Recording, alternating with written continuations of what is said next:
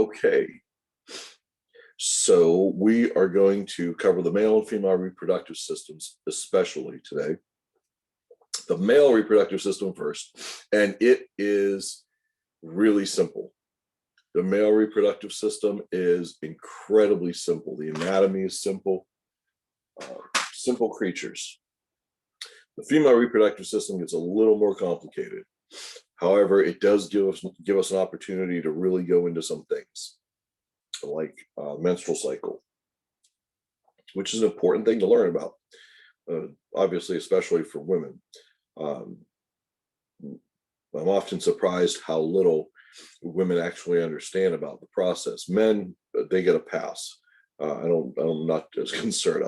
I'll teach them, but coming into the class, I'm not really concerned about how much they know.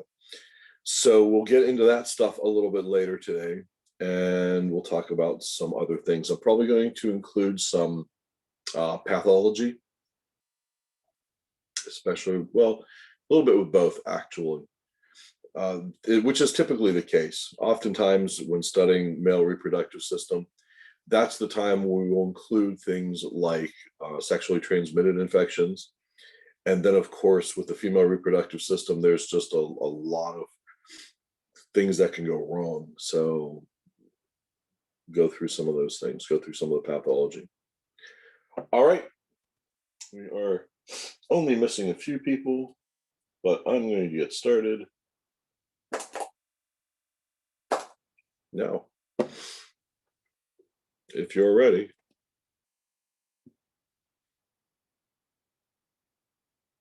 If you're ready to begin the last anatomy lecture that you'll have with me, very sad.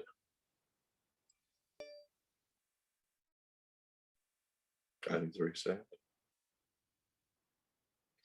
All right, I hope everybody should be able to see my screen right now. The male reproductive system is a very simple system. Simple system means simple parts. Simple parts means less to go wrong. You know, the more parts you put into a piece of machinery, the more likely it is to fail. So the male reproductive system is pretty simple. Now, we've talked about some of the things and how they're related to the urinary system, because there is that, you know, connection here. But there's a reproductive part.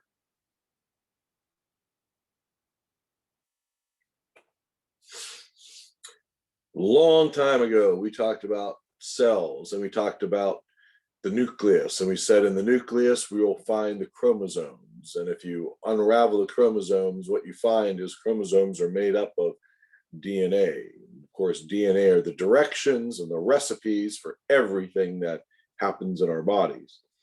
And we have 46 chromosomes, excuse me, altogether, 23 pairs of chromosomes, 46 chromosomes altogether. We have 23 pairs of chromosomes. So if you think of chromosomes as like shoes, a pair of shoes, you get one shoe from mom and one shoe from dad. Now you have a pair. So you get one copy of chromosome 1 from mom, and you get one copy of chromosome 1 from dad. And now you have a pair of chromosome 1. One copy of chromosome 2 from mom, one copy of chromosome 2 from dad. Now you have a pair, chromosome 2. And that's true all the way up through chromosome pairs 22. Those are what we call the autosomes. And then chromosome pair 23 are what we call the sex chromosomes. Females have 2 X chromosomes, males have an X and a Y chromosome.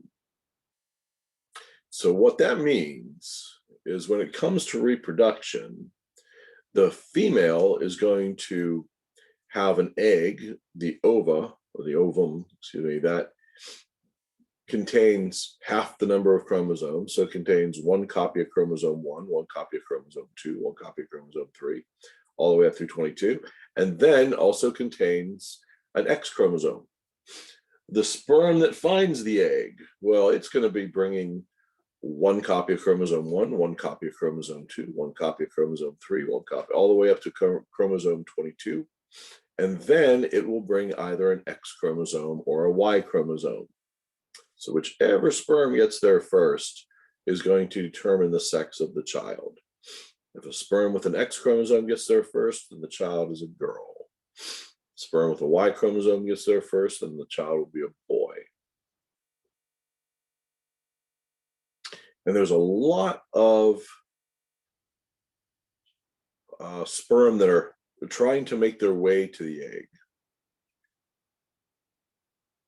In the ejaculate, they're going to find anywhere from 2 to 4, even 500 million sperm. That's a lot. That's hundreds of millions sperm just in that ejaculate. By the time they reach the egg, down to about 2 dozen sperm. That's a lot that didn't make it, because that is a long and difficult journey. So only the strongest survive, theoretically. And as soon as that first sperm meets that egg and introduces its genetic components, those chromosomes, to the inside of that egg, the egg immediately changes its exterior so that no other sperm can fertilize it, because then that would be too many chromosomes, and too many chefs spoil the broth. It would create too many abnormalities.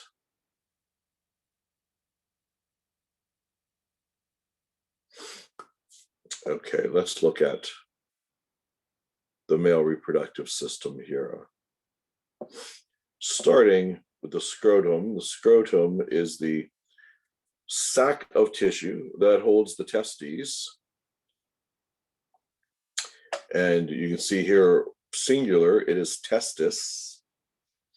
Plural, testes, with an ES, TES, TES. And then you'll notice the component, we'll see a little more detail, the epididymis, that is on the superior aspect and sort of curled down around it. The epididymis plus the testis together makes up what we call the testicle.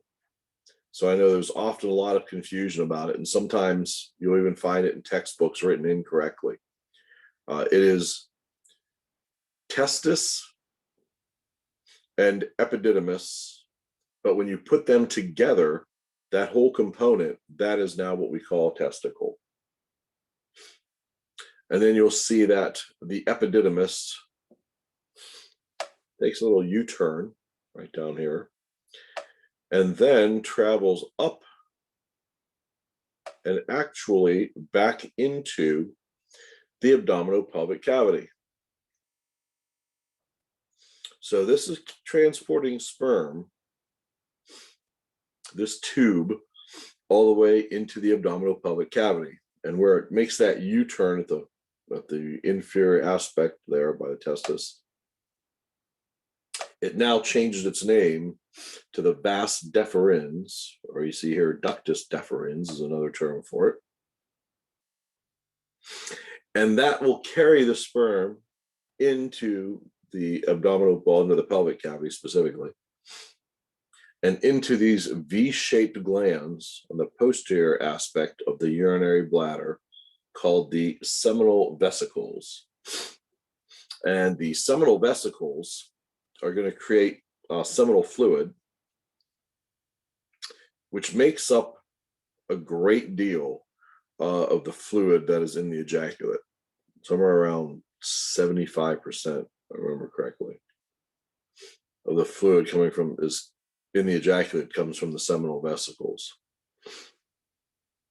And then that connects via the ejaculatory duct to the prostatic urethra. In other words, the urethra that is found within the prostate. And you can see where the prostate is just beneath the urinary bladder, and you can see where that ejaculatory duct attaches to the urethra. And then the urethra will carry that to the outside world. Remember, the urethra in a male has dual function, carries urine, but it also carries the semen with the sperm in it, spermatozoa, the sperm cells. Now, notice the bulbourethral glands, also known as the Cowper's glands. I talked about those a little bit last week. The bulbourethral glands, knowing how acidic urine can be, which can be damaging to the sperm, the bulbourethral or Cowper's glands are going to secrete fluid ahead of the ejaculate so as to neutralize any urine that is in the urethra, minimizing damage. Of course, the urethra runs the length of the penis, and we'll see that there's a lot more to it here. There's different erectile tissue, and there is a foreskin called the prepuce that actually will cover the glans penis and the urethral meatus, the opening to the urethra. Now, in some places, like the United States, the prepuce or foreskin is often removed in the procedure known as a circumcision. Contrary to popular belief, there is no medical reason to have this removed. In fact, most men on the planet have not been circumcised.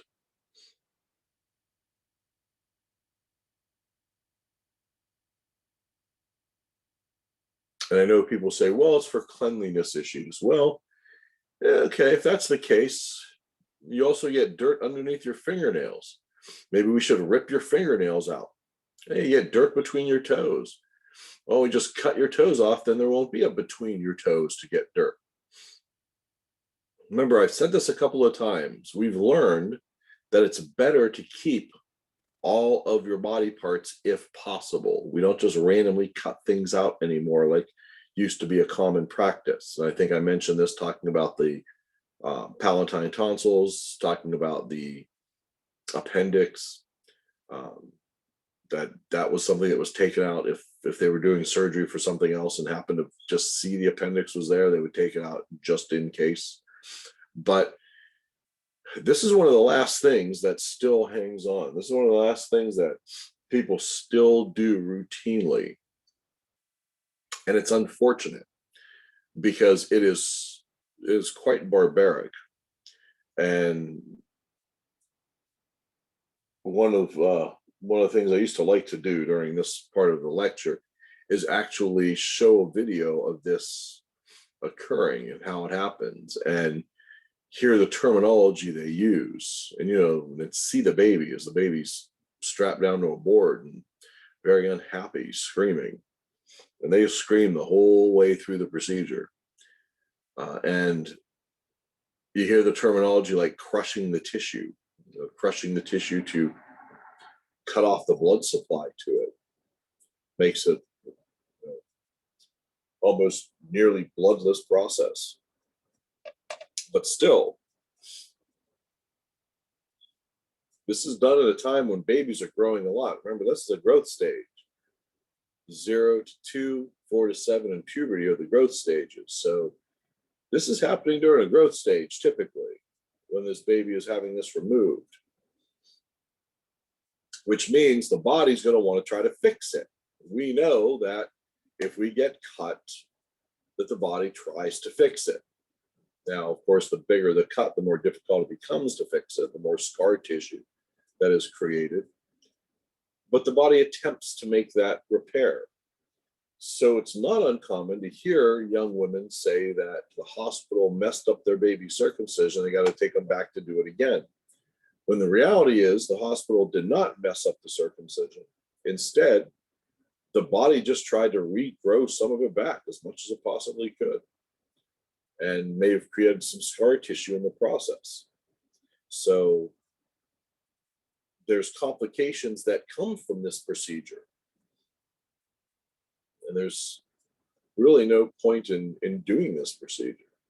There's a very famous case, and I know I'm getting off topic, but there's a very famous case back from the 1990s where a doctor was doing a circumcision, and there was, I think, a little bit of a bleed that was occurring, and he went to use like a Bovie one and actually cut off not just the skin, but cut off part of the penis as well.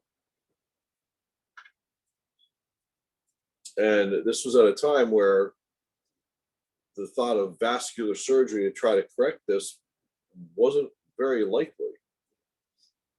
So they decided to raise the child as a female. And this is a disastrous result of a surgery that was not necessary to begin with. And the worst part was that this child was a twin, like an identical twin, but now was going to be recognized not as such. And the child grew into their adolescence and started having feelings and thoughts, and couldn't understand why they were feeling and thinking the way they were. Went to the parents. The parents decided to go ahead and tell the child the truth and what happened, and the child actually committed suicide. It's a very sad story. And I mean, obviously, this is a incredibly unlikely event, but considering it's a surgical procedure that never had to be done, my hope one day is the Kardashians will have a baby boy and decide not to have it circumcised, and then suddenly everybody in the rest of the United States will start a new trend, which is not a new trend considering the rest of the world isn't circumcised, but that'll stop this madness is what it is. And if you consider the numbers, there's about 350 million people in the United States, so half of those are men, so 175 million men. Most of them are, of course, circumcised because we do it routinely here. But if you look at the planet, there's 7.5 billion people on the planet, so half of those are men, so 3,750,000,000. So even if you just round it down to 3 billion, well, rounded way down, but that would mean that 3 billion men on the planet are not circumcised versus 175 million who are, approximately. So it's really easy to look at statistics around the world. In other words, it's easy to look at statistics of things like sexually transmitted infections. So people think, well, it'll decrease the likelihood of sexually transmitted infections if a child is circumcised. The reality is it doesn't. And all you have to do is look at the health statistics from other countries from around the world and compare them to the United States, and they're exactly the same. Or other people thought, well, it'll decrease the likelihood of penile cancer. Again, all you have to do is look at the statistics from countries around the world versus the United States, and you find out that no, they're about the same. So there's no medical reason to have this done. It's a religious reason, and then of course the social reason, so that's what people know. But I digress. So I think I've talked about circumcision enough now. Hopefully people will give that a thought or two. Another procedure, and I know I'm talking about procedures now, but that's okay.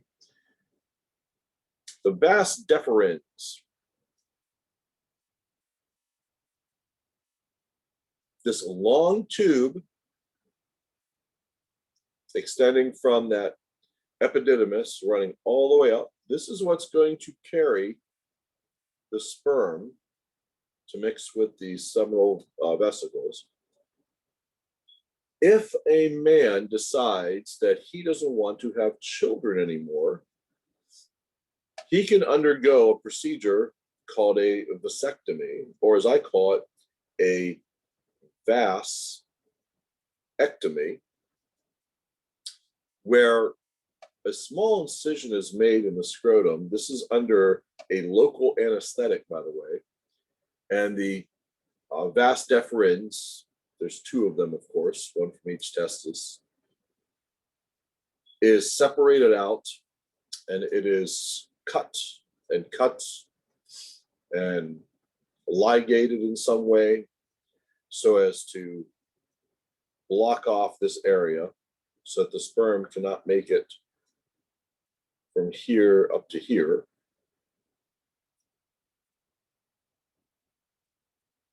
And considering the sperm only make up about 2% of the ejaculate, it's never missed.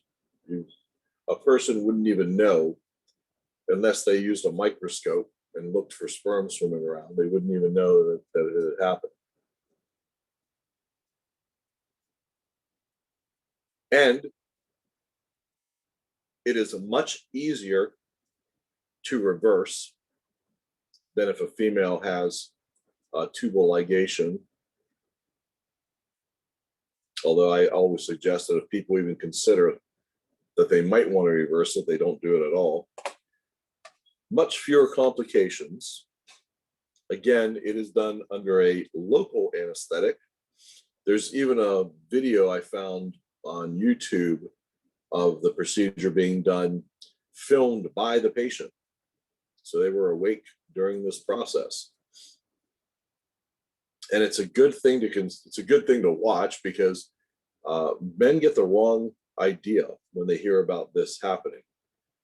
This is not castration. This is not removing the testes. This is just interrupting the sperm so that no pregnancy will occur. Much, much better option than a female having a tubal ligation. One thing the male needs to know, though, is the Vas Deferens, that long tube, can store sperm for months. So after he has this procedure, he still has to take that into consideration, because pregnancy can still occur until there are no more sperm stored in the Vas Deferens.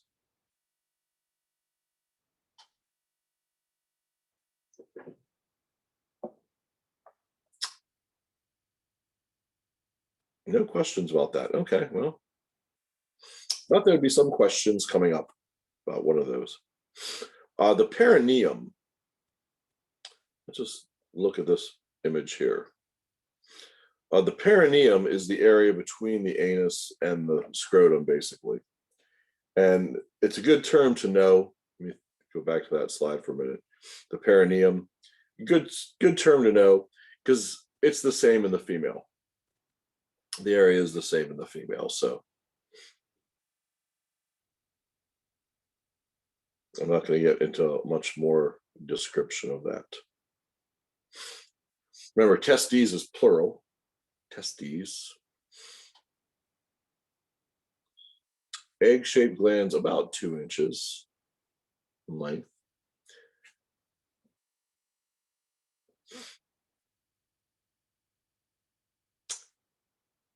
You'll notice that there is blood supply and nerve supply coming down to the testes, and that makes sense. Of course, there's going to be. Then, of course, there's the Vas Deferens that's going to take the sperm into the pelvic cavity. So what the body does is it bundles all of these tubes together. Sort of like where you have a computer on a desk with a monitor and maybe a printer and a bunch of cords running from it. You can wrap all of the cords with one big tube just to kind of neatly keep them all together. And that's what's done here. And that is called the spermatic cord, which comes down and attaches to a lining that covers the testes. You can see each testis has all these little coiled tubes inside of them. These are called seminiferous tubules. Remember, tubules just means little tubes. And this is where sperm are constantly created from puberty until forever, basically. So they're created within these tubes, and all the tubes come together to the rete testis, you can see there, which then goes into these ductus to the epididymis, which is about 20 feet in length. If you look at that coiled tube that goes back and forth and back and forth. And it is in here that the sperm can sort of be sorted a little bit, get rid of some defective sperm.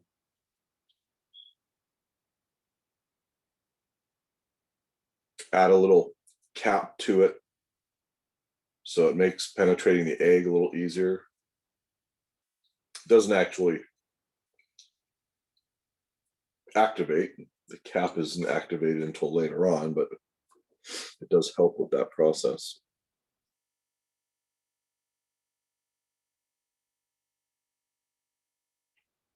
I thought there was another picture. Okay, let me go to this real fast. So what they're showing you here is a cut section of one of these seminiferous tubules.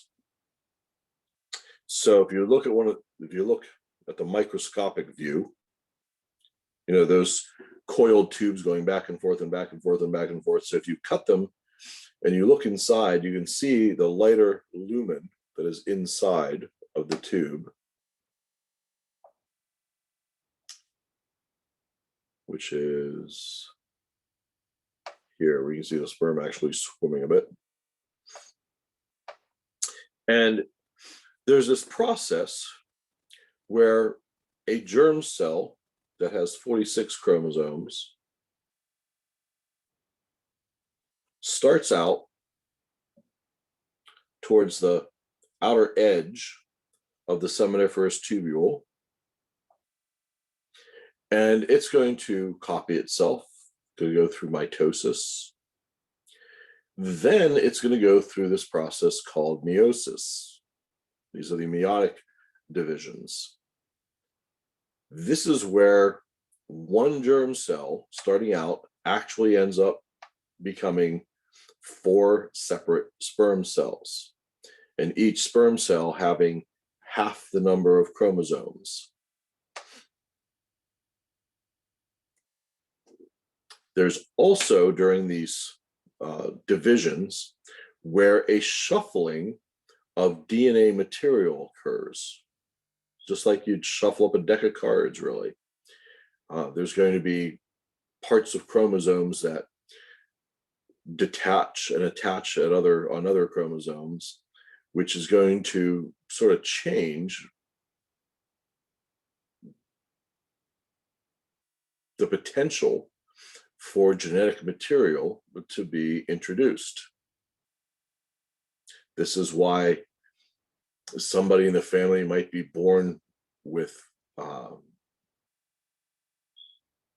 genetic trait that hasn't been seen since like great grandma or great grandpa or something, because there's shuffling that occurs. Like anything else, once these sperm have this genetic material with the 23 chromosomes, whichever sperm gets there first is going to be the winner. And you can see the sperm cell with their long flagellum.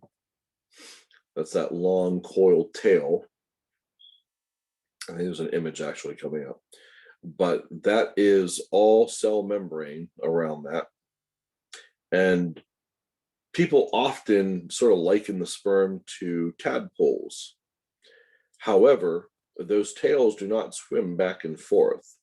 The tails actually corkscrew, which is going to propel the sperm forward. It's going to pull the sperm forward like a propeller pulls a boat through the water. So it doesn't go back and forth like a fish or a tadpole does. It actually corkscrews, which is a little kind of, it's not unique. Other organisms have flagella. In fact, a lot of bacteria have flagellum, but flagella, plural, coming from them. Okay, other cells that I would want you to know about in the testes are the interstitial cells. And you'll hear me use the term interstitial rather than late egg. These are the cells that make testosterone, which of course is the most abundant and biologically active hormone in the male. You'll hear me use Sertoli cells rather than sustentacular, just because, well, I'm not going to go too much into those anyway, but just that you hear them is fine at this point. The interstitial cells I do kind of want you to know about, though. Spermatogenesis, production of spermatozoa. Again, good terms to know, simply because a lot of times in medicine you'll hear them used in this fashion. Rather than hear a person say sperm, they will say spermatozoa, meaning the sperm cell. And of course, genesis means the beginning or the production. So spermatogenesis is the production of those cells. And like I said, the interstitial cells make testosterone.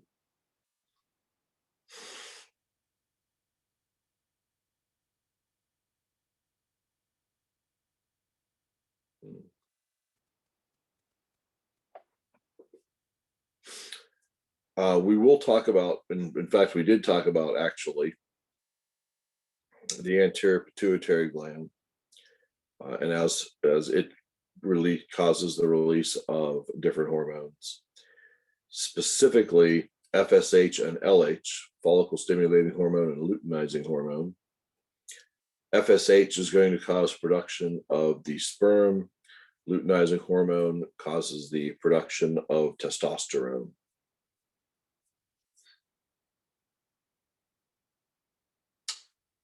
We'll talk a little bit more about these two hormones and how they affect female reproduction a little bit more. Actually, we may have already done that a bit back in the endocrine system. So here we are back. It is showing a cut section of one of these seminiferous tubules. And again, you definitely will want to know about the term, the seminiferous tubules that make the sperm cells, and the process of meiosis, where we eventually end up with 4 of these sperm cells that have 23 chromosomes total. You'll notice in the tail section, the flagellum, and I think we're going to stick with the term flagellum, you'll notice where the mitochondria are located, and as well as the centrioles. And these are going to help create the movement of that tail, of course. And sperm cells are a little bit different than other cells. Sperm cells actually use fructose as their main energy source. And you heard me say glucose is the main energy source that defaults, the default energy source in all of our cells. But sperm cells are a bit different. They use fructose instead.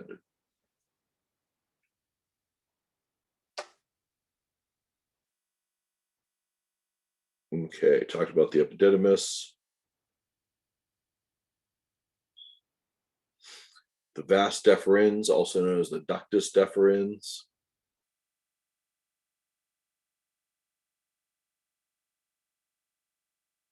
And it says here that it connects the epididymis with the ejaculatory duct, which isn't quite accurate because it does actually connect it to the seminal vesicles, and the seminal vesicles connect to the ejaculatory duct.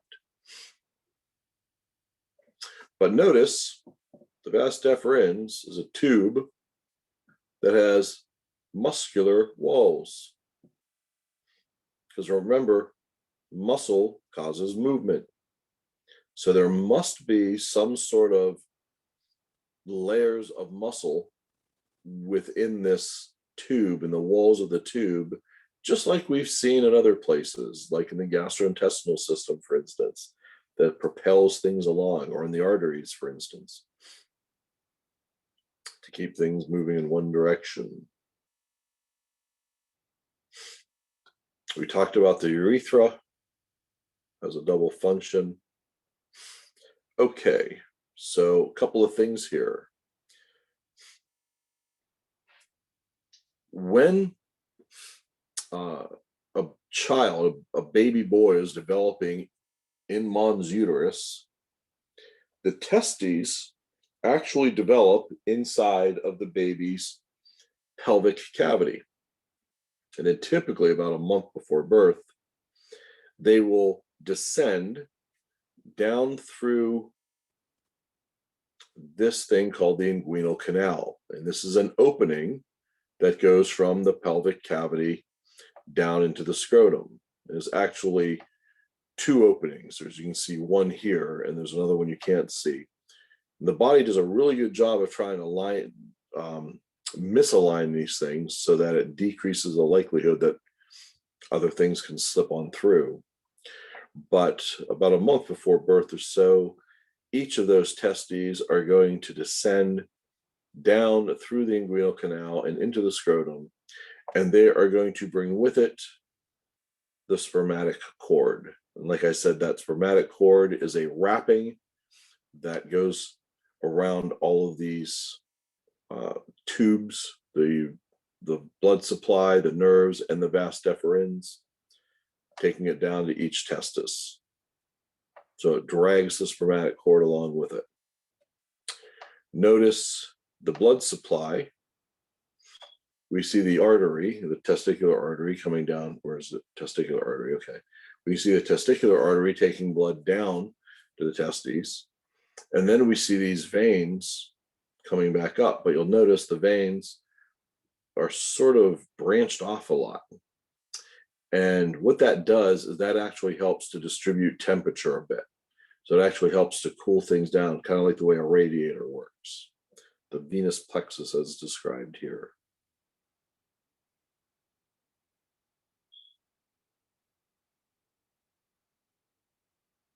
Okay. Going down into the scrotum, there's actually two sets of muscle. And you can see here the cremaster muscle. I wish for the dartus muscle, but that's okay. Because there's actually two sets of muscle. And the reason these muscles exist is because the sperm have to be produced at very specific temperatures. And if the scrotum containing the testes is too cold, then these muscles will contract and actually pull the scrotum, and therefore the testes, the production plant of the sperm, up closer to the body. And that will help keep the temperature correct. Or if it's if there's too much heat, those muscles relax and allow the testes to be further from the body, again allowing for adequate temperature for sperm production. So there's actually two sets of muscles there, but that's okay. What else? I think that's it. I'm not going to go into too much more of the layers here. So let's look at, let's go to the penis then. The glans penis is what people would call the head of the penis. And you can see the external urinary meatus. The prepuce, of course, would be covering that if intact. And then this is a cut section of the penis. And there are these tissues, this erectile tissue that when filled with blood will cause the distension associated with erection. And there's two sort of on top, the corpus cavernosa, and there's one on the bottom. It's not listed here, the corpus spongiosum. Oh, there it is, the corpus spongiosum. And these are the erectile tissue that fill up with blood. During sexual arousal, there'll be an increase of blood flow to these areas. So that means there's going to be relaxation of the muscle in the small arteries. But then there's also going to be a constriction of blood flow in the venous end, meaning keeps the blood in there longer. There are no muscles in the penis. I don't know if people think that the penis is a muscle. There is not. Nor is there a bone in the penis, although other mammals actually do have a baculum that is a bone, but humans do not. The prostate gland, sitting beneath the urinary bladder, the prostate gland is going to add enzymes that are going to do a couple of things. They're going to help activate that little cap that's on each of the sperm. They are going to help break up the semen so that it allows for the sperm to move more freely. So add some nutrients. Oh, and it has an antibacterial effect that are going to destroy some of the bacteria in the woman's vagina, because those can also have create a problem for the sperm. So that's what the prostate does. You see the bulbourethral glands there. What else? I think that is good for now. So that's spermatic cord is what wraps around all those tubes. Cryptorchiasm is when one or neither of the testes descends as it should. And the problem with that is that it increases the risk of testicular cancer. So let's see, I believe the recommendation of the American Pediatric Society or American Association of Pediatric Surgeons, but the recommendation is if the testis hasn't descended in a year, that they do surgery to descend it. However, I think typically if it doesn't descend within 6 months, they're already making plans. So I don't think anybody actually waits the whole year. I think by the 6-month mark, they start making plans. So even if it descends late on its own, or if it's surgically descended, it still increases the risk of testicular cancer. So this is something mom needs to know so that she can pass this information on to her child. Testicular cancer is a young man's cancer. This occurs typically between the ages of 15 and 35-ish, those areas. So it's something that happens at a relatively young age. And the good news is if it's caught early, it's typically unilateral, it's on one side. So if it's caught earlier, they just remove the testis and the child will be fine. They'll still create enough testosterone with one, and they'll still create plenty of sperm. So it won't affect their lives much in that way. So it's an easy fix if caught early. Okay, I went through that already. The seminal vesicles are those V-shaped glands. It says 60% of semen. I think it makes up more than that. I think it's closer to 70 or 75%. But general consensus is the majority of the fluid comes from the seminal vesicles.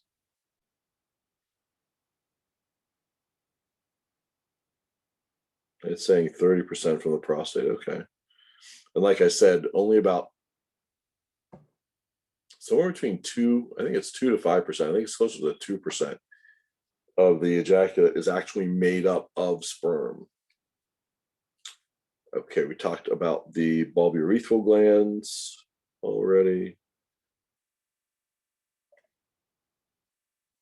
Talked about the scrotum.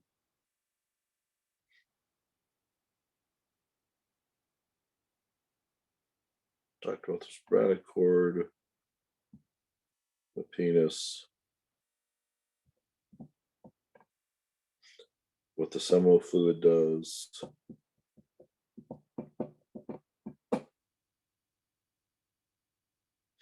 All right.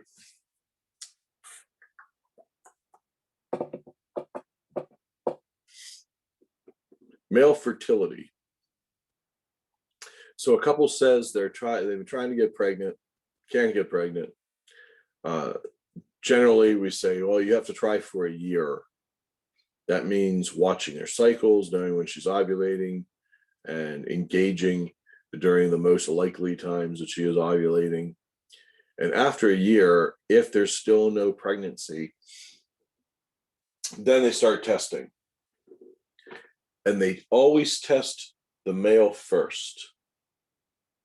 And the reason for that is because it's quick, cheaper, and less invasive.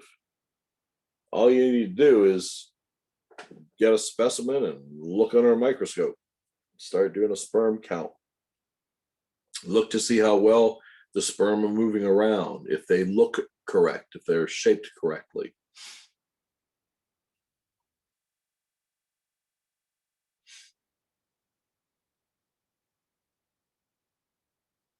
And notice the number here. When the sperm count falls below 25 million sperm per milliliter of semen, the patient is considered sterile. And there could be 2 or 3 milliliters easily in the ejaculate.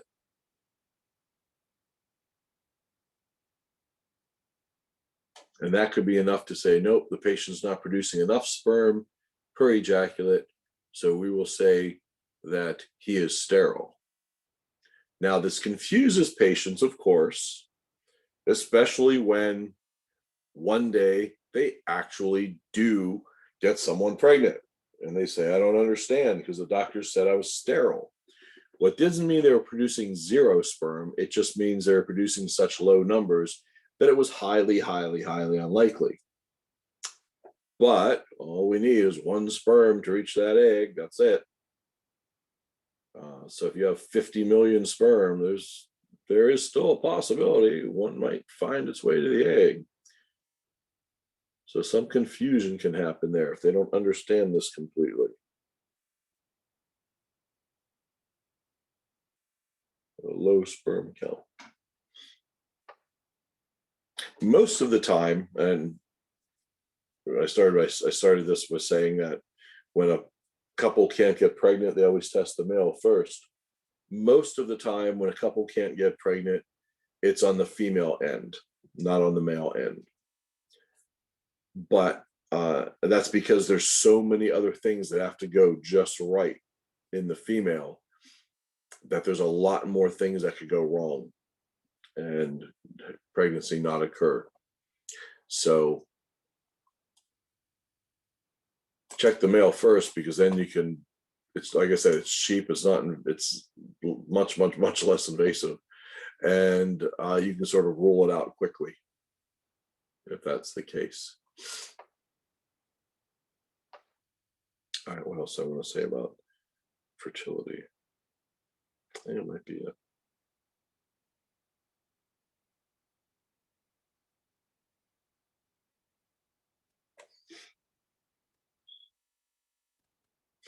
Yeah, male fertility begins at puberty and extends into old age. That's what this is showing here.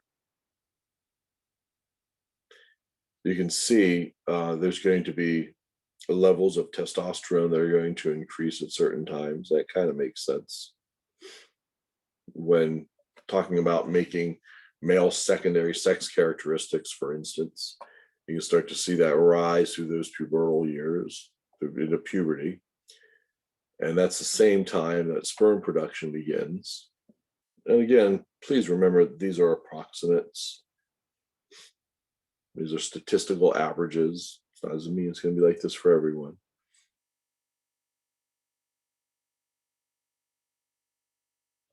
But you can see how, yeah, there's still going to be sperm created way up into the elder years.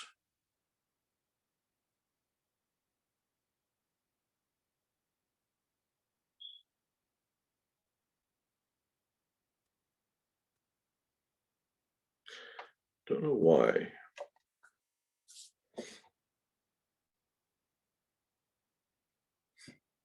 Shoot, sorry. Oh, there we go. Okay.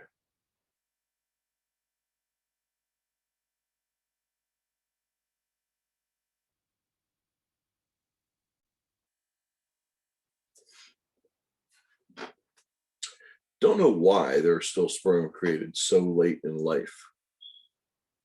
If you look at the female reproductive system, which obviously we will shortly, if you look at the female reproductive system,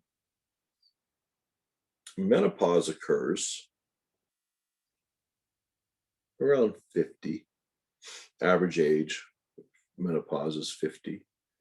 Although it does take time for menopause to go from beginning to completion.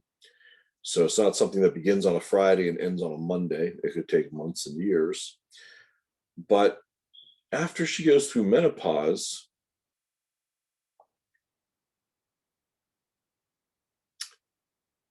the human life continues for some period of time. And looking at it strictly as a reproductive, the reproductive portion of life, well, there's no reason for her to still be existing after menopause. But she does. There must be some value in living to an older age. Speaking in evolutionary terms, there must be a value to this. And you can certainly understand that by living longer, you gain a lot more knowledge just living in the environment, and you become a great teacher. You can pass things on to younger generations, and you can certainly help out with a lot of things still. I'm not saying they're useless. I'm saying that there's still a lot of reasons for a person to be around there. So in evolutionary terms, nature has found some use, some importance in life extending so long.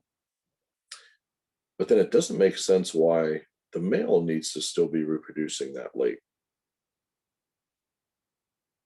especially when they have the ability to, and earlier in life, to reproduce a lot at the same time. So why that still occurs, I don't know. And I don't know if anybody really knows for sure.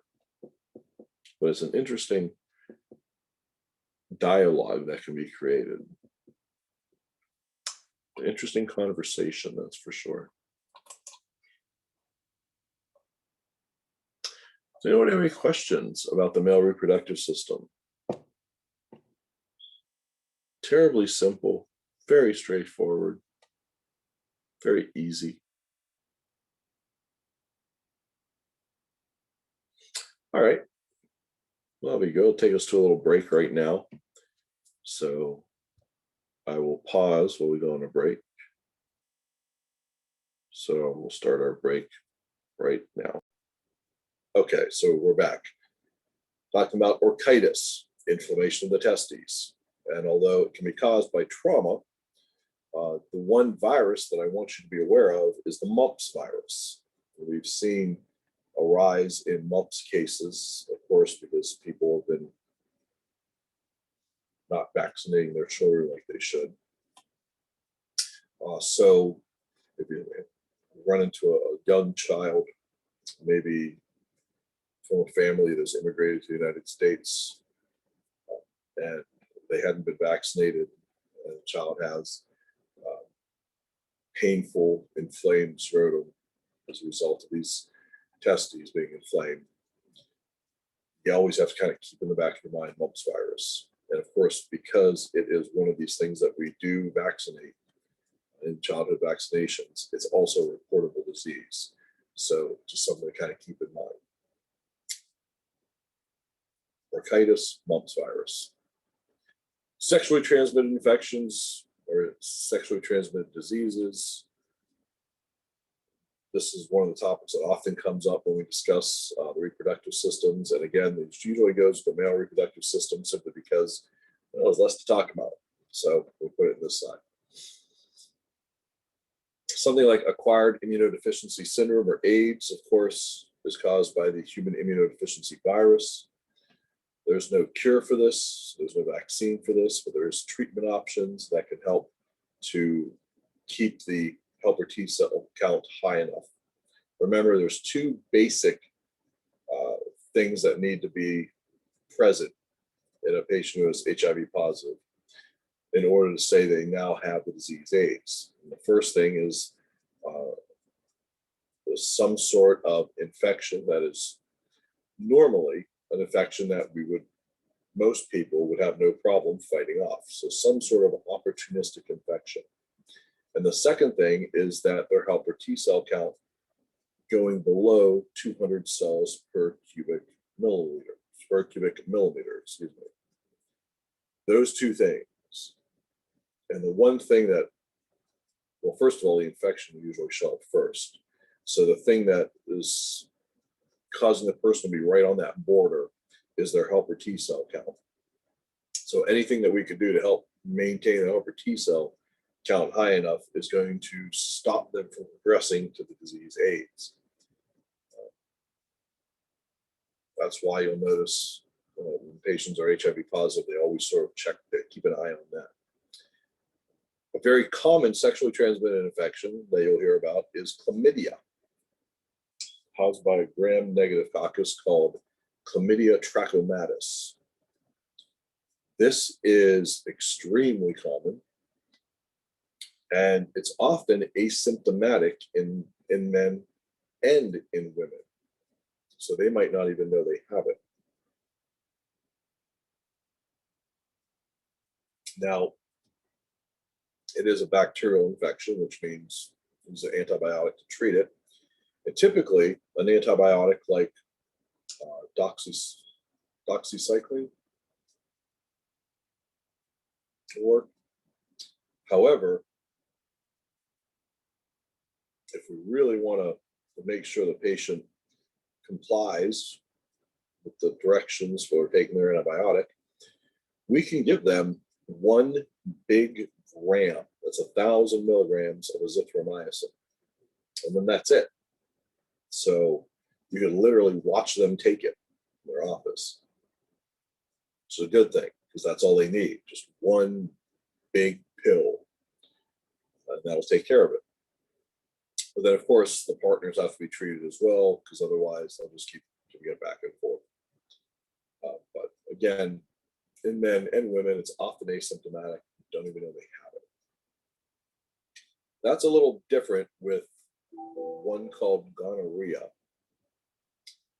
Gonorrhea is caused by a gram-negative diplococcus called Neisseria gonorrhoeae. And the symptoms in men and women are very similar, that there is a greenish to yellowish colored discharge, painful or burning upon urination. And the good thing about this is it is just a bacterial infection, which means use an antibiotic. Drug of choice has always been ceftriaxone. Ceftriaxone is intramuscular. Give it as an injection. And that's all they need, just 1 injection, and they're good. However, if someone is positive for gonorrhea, you automatically treat them for chlamydia as well. It doesn't go the other way. But if somebody's positive for gonorrhea, we automatically treat them for chlamydia. That's how common chlamydia is.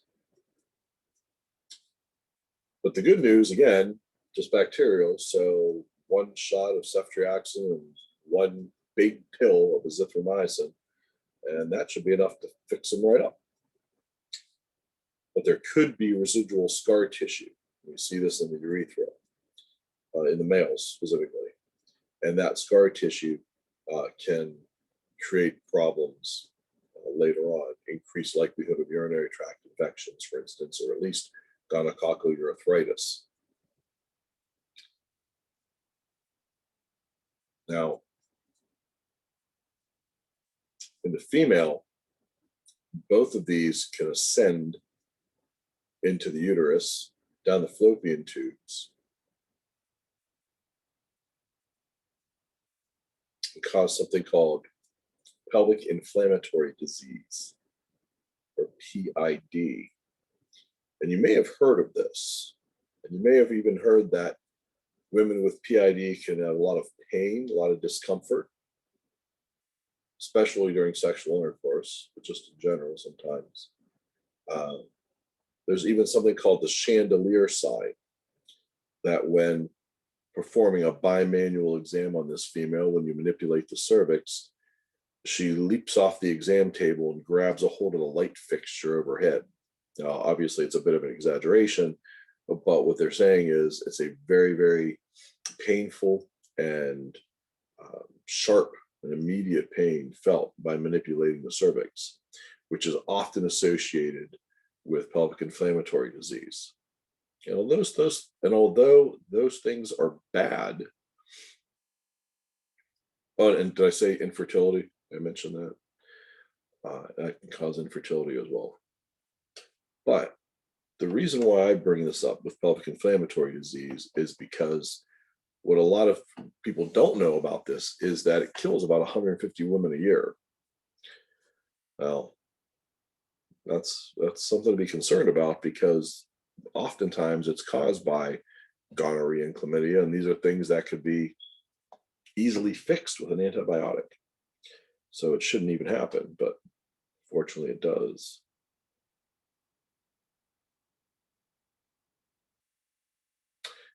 So which of these is called the clap? It's actually gonorrhea. People like to say, well, it must be chlamydia because it sounds so much similar. I don't think that's even a right phrase. It sounds so similar, but it's not. It's called the clap.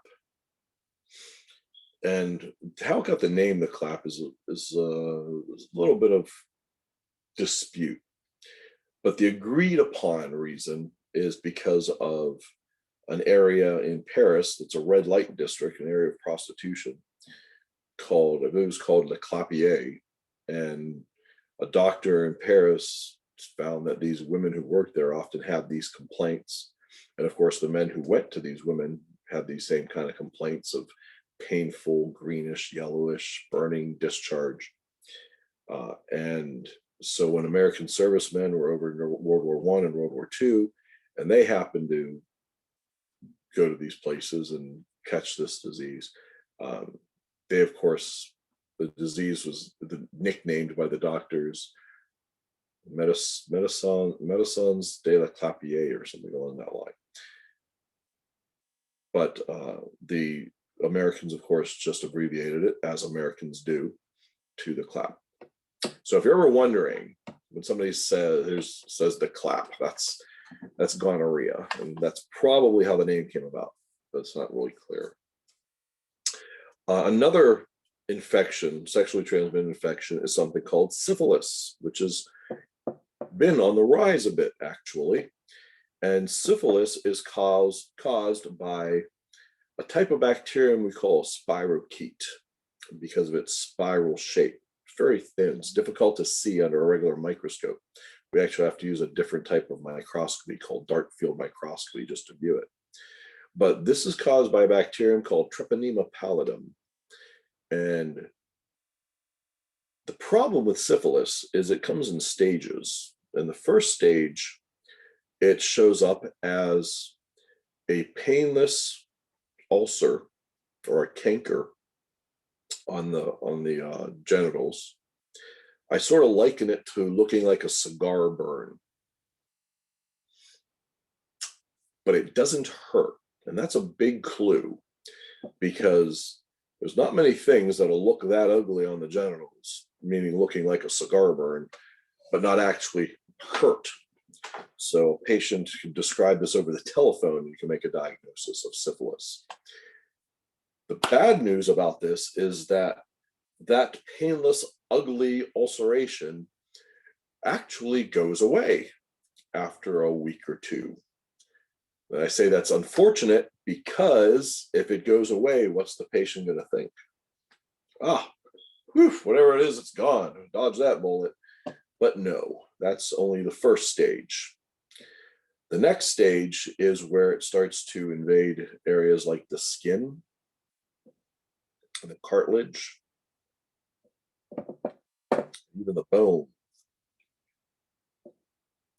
And there's evidence of these skulls, these different bones, that have these lesions in them that look like they were just, bone was just gnawed away by something as a result of this infection. And in fact, a common thing that would occur is the person would lose their nose, the cartilage would just be destroyed. It would almost look like leprosy, which is a totally separate condition. Also a bacterial infection, by the way, but totally separate. So people would lose their nose from this. And you know, your face is how you know you and how other people know you. And it's a very powerful thing, your face. You know that if you have that tiny little pimple that suddenly shows up, you don't want to leave the house because of this horrible mass growing from your head. So you can imagine the effects that it would have by having the nose be lost from this syphilitic infection. And we're only in the second stage still. We're moving into the third, but only in the second stage still. In the late second stage, we'll say. So that would create quite a problem with people not wanting to walk around without a nose. A question I often get when I talk about sexually transmitted is, well, where did that person get it from? Well, they got it from the person before them.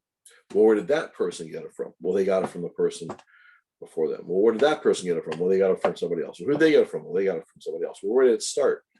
I don't know. I'm not that old. There has been evidence of syphilis around and called syphilis since the early 1500s, like 1502 in Italy. And it was thought that it was brought back from the New World, brought back to Europe from people who had gone to the New World. So it was called syphilis from dating back to that time frame. Although we now know, this was just a couple of years ago, they discovered bodies that were about 1,000 years old, but they've skeletal remains that showed the same sort of lesions. And this was in England, I believe. They show the same lesions that are typical with syphilis. So we know that it was around before then. They probably just called it something else. But people knew even then, even 500 years ago, that this is something that was caused from sexual intercourse or contact with somebody else. They didn't necessarily know bacteria, but they knew that it was from that. And at that point in time, they wouldn't even be able to see that, because again, even though shortly, well, 100 years later or so, 100 years, 150 years later, when Antoine von Leeuwenhoek discovered his first microscopes, this thing would still have been too thin. They wouldn't have been able to see it. So it's not that they knew that it was from a bacterium or any sort of microorganism, but they did know that it was a connection with sexual intercourse. So you can imagine, going back to these people losing their noses, that they wouldn't want to walk around without a nose, and people looking, pointing at them, saying, well, that's somebody who's been promiscuous or has gone out and caught this disease from somebody else. So there were attempts to do plastic surgery to replace the nose, even back then in the 1500s in Italy, and they did a pretty good job of recreating some of it, recreating some of the tissue, using, at the time it was called a waltzing pedicule. Plastic surgery as we know it today with vascular surgeons, they can do a lot more, but at the time, and even 100 years ago, you couldn't take tissue from one area and just put it in another area and hope that it would attach. You'd have to keep some sort of blood going there until it created new vessels and its own new blood supply. So there wasn't a whole lot they could do about it. But anyway, I digress. Interesting that it goes back that far and farther as well. But that's only the second stage of syphilis. The third stage is like a latent stage. I shouldn't say the third stage. The next stage is a latent stage where it just sort of goes dormant. And then the third stage is where it can actually affect the nervous system, the brain, and cause lunacy, and then cause death. And this is actually what killed Al Capone, the original Scarface in the 1920s and 30s of Chicago. The thing about this, it's just a bacterial infection. So how do you treat it? Killed Al Capone because he was scared of needles. Well, perhaps, but they still didn't have penicillin then, not usable penicillin, but in the 1930s. Was he really? I don't know if he was scared of needles. Yeah, I took a tour. What's that prison that now Oh, they used yeah. to do like a haunted house? Yeah, You could see his cell, and yeah, the tour guide told us. Eastern State Penitentiary. Yeah, that one. Yes. That's where he died.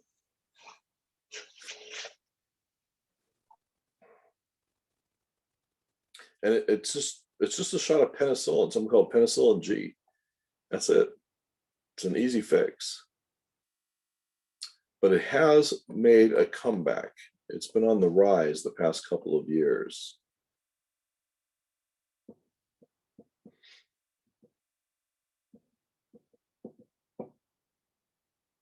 So another reason to stay away from people. People are filthy. Another infection that you'll hear about from time to time is trichomoniasis, caused by an amoeba called Trichomonas vaginalis. This is a protozoan, excuse me. And so it's not a bacterium, it's not a virus, it's a protozoan. In men, it's usually asymptomatic, but in women, it can cause this very unique kind of a bubbly, frothy discharge, an odoriferous discharge at that. And the cervix will have all these little pinpoint hemorrhages. It's often referred to as a strawberry cervix. So obviously in men, this one's going to be a lot more difficult to treat because they're not even going to know they have it.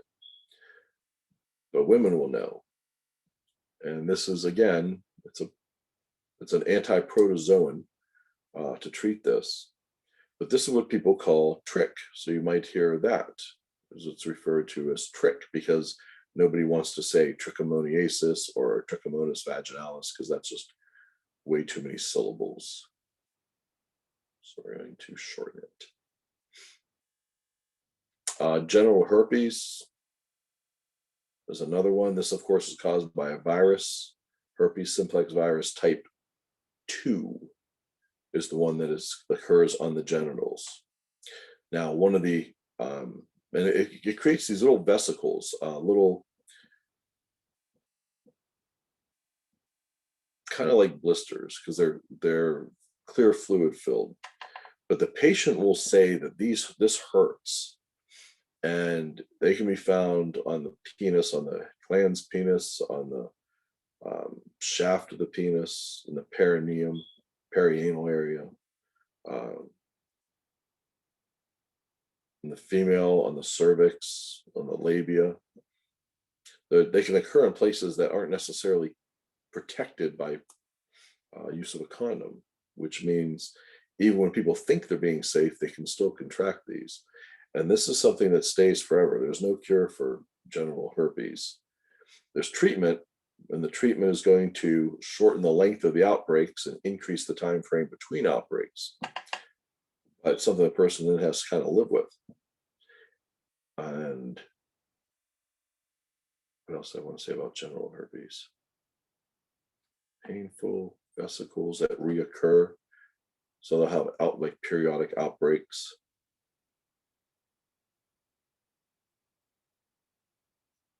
Oh, I know what it is. Because the question I get a lot when I would discuss this: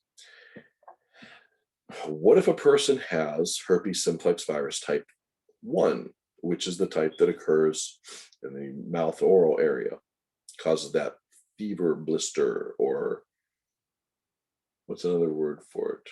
Cold sore. What if they had herpes simplex virus type 1 in the mouth oral region, and they performed something on their friend? Could that cause them to have a lesion down there? And the answer is yes.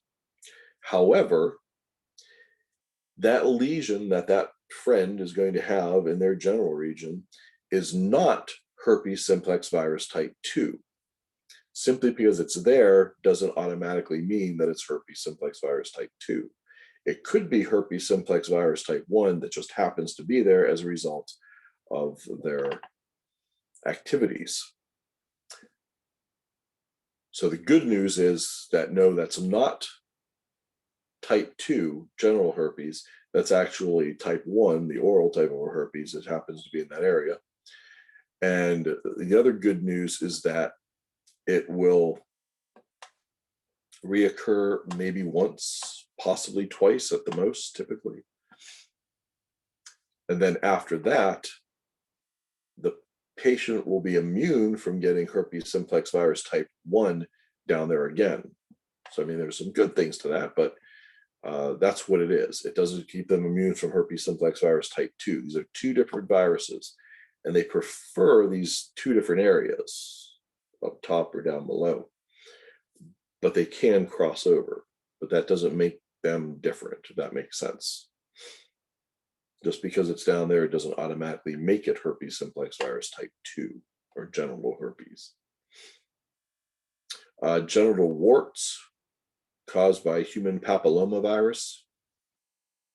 You probably heard of HPV. Human papillomavirus is really common. We do have a vaccine for it, the Gardasil. Problem is, they've identified about 100 different serotypes, what people might call strains of the virus. And there's 2, maybe probably 3 that actually cause cervical cancer. And that's serotypes 16, 18, and 31. And that's why they created a vaccine against HPV, because some of those strains can cause cervical cancer. Probably 2, at least, maybe probably even 3. At least 2, probably 3. However, the other strains can cause warts in other areas of the body, like warts on the hand or warts on the feet, not just genital warts. So there could be a time where a patient going to a doctor's office because of a wart on somewhere in their body, and the doctor says, oh, that's from HPV, and they say, but I don't understand, I was vaccinated against that. Well, that vaccine doesn't necessarily work against all those other strains. It's just against the strains that cause cervical cancer. That's the most important. So there might be a little confusion with that at some point in the future. A bunch of those genital warts together, clustered together, is what we call condylomata acuminata, which has nothing to do with the Lion King. It is not attractive. Like they can grow pretty ugly. You can cut them off, cryosurgery, but freeze them off basically. But they'll keep coming back in some way, shape, or form. So those are the big ones when it comes to STDs.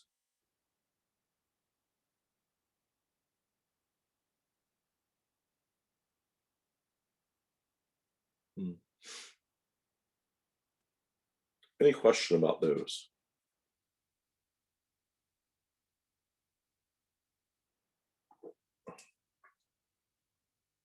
Really?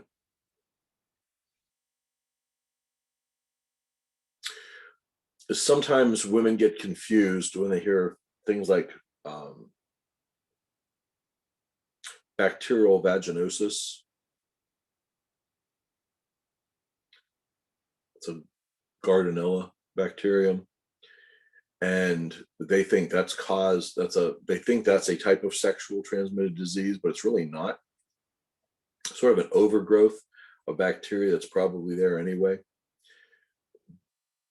But it gets confused because oftentimes if a woman has sexually transmitted infection, it changes the environment. And by changing the environment, that allows this other bacterium to grow as well. It doesn't have to be just the result of a sexually transmitted infection. Other things can change the environment, which can cause an overgrowth of this bacteria that can cause bacterial vaginosis. So it's not just something that is connected to sexual transmission, I guess is what I'm trying to say.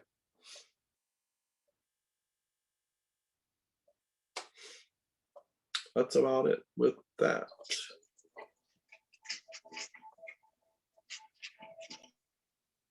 Questions about sexually transmitted infections?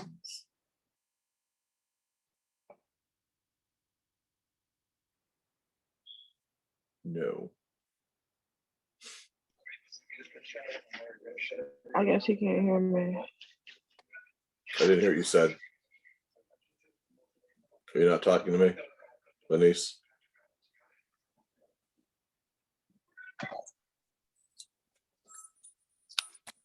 Lenise, I'll take that as a no. I was talking to you. Something's wrong with my pods. I was asking, why do women usually see all the effects from these diseases and not men? Typically, the environment allows for a much greater growth because it's occurring in the vagina. Whereas with men, it's usually something that is occurring just in the urethra or around the urethral meatus. So less growth, less symptoms. But something like gonorrhea, it doesn't care. You see the same both.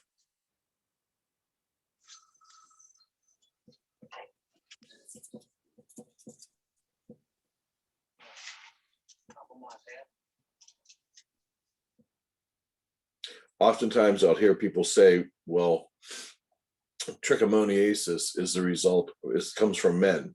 Men are the carriers. Well, no, women can carry it as well. And in fact, the man probably got it from a woman, who probably got it from a man, who probably got it from a woman, probably got it from a man, probably got it from a woman. But the only difference is the men don't know they have it because they're asymptomatic. And obviously, if it's hard enough, it's difficult enough to get a man to go to a hospital to begin with, to go to a doctor's office to begin with. I'm sure everyone knows somebody some guy who cut his hand really badly, should have gone and got stitches, but instead just went and got duct tape, wrapped it up. I'll be fine.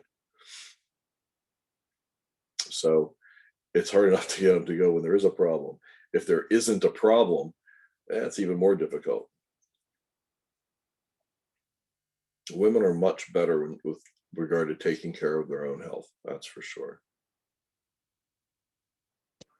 So I guess this was God's way of just saying, we know the men aren't going to go get treated. So, you know. I cannot speak for God, I'm afraid.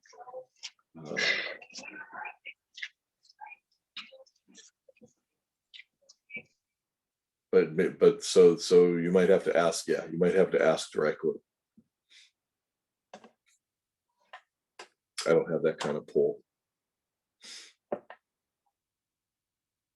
Speed dial. All right, so I know that was a lengthy discussion on sexually transmitted infections, but it's a good one to hear, good stuff to bring up. Just remember, this stuff comes from people, and they got it from other people, who got it from other people.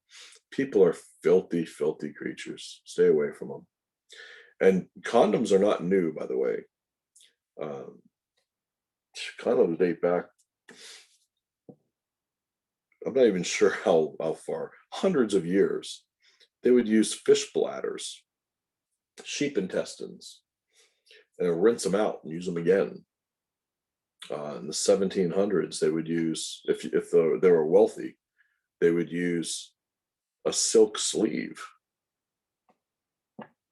I know you're thinking, but silk is permeable. Yep. Didn't say it worked. Say that's what they would use. If they weren't, what was the other one? Lute, which is kind of like burlap, was another thing that was used around that time. And again, it's like fabric, not terribly effective. But people have known about these things for a while and tried to make it work, tried to keep from getting these things. Okay. So I guess we'll go into the female reproductive system then, as we left off. So if you have any questions, just chime in, jump on in.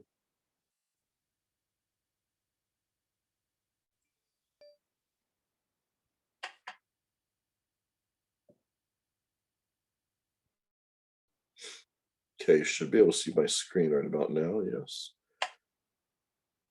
We're here. Oh, nope, that's not it. How do I get the muscular system? That's wrong.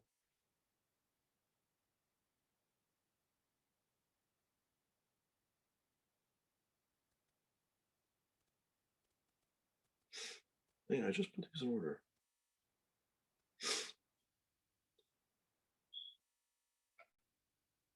Oh, there we are.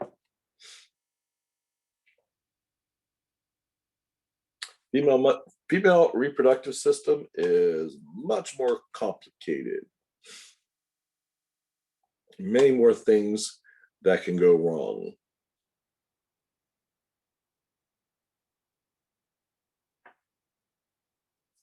Notice reproductive organs are classified as essential or accessory. Ovaries are the gonads. The male, the testes are the gonads.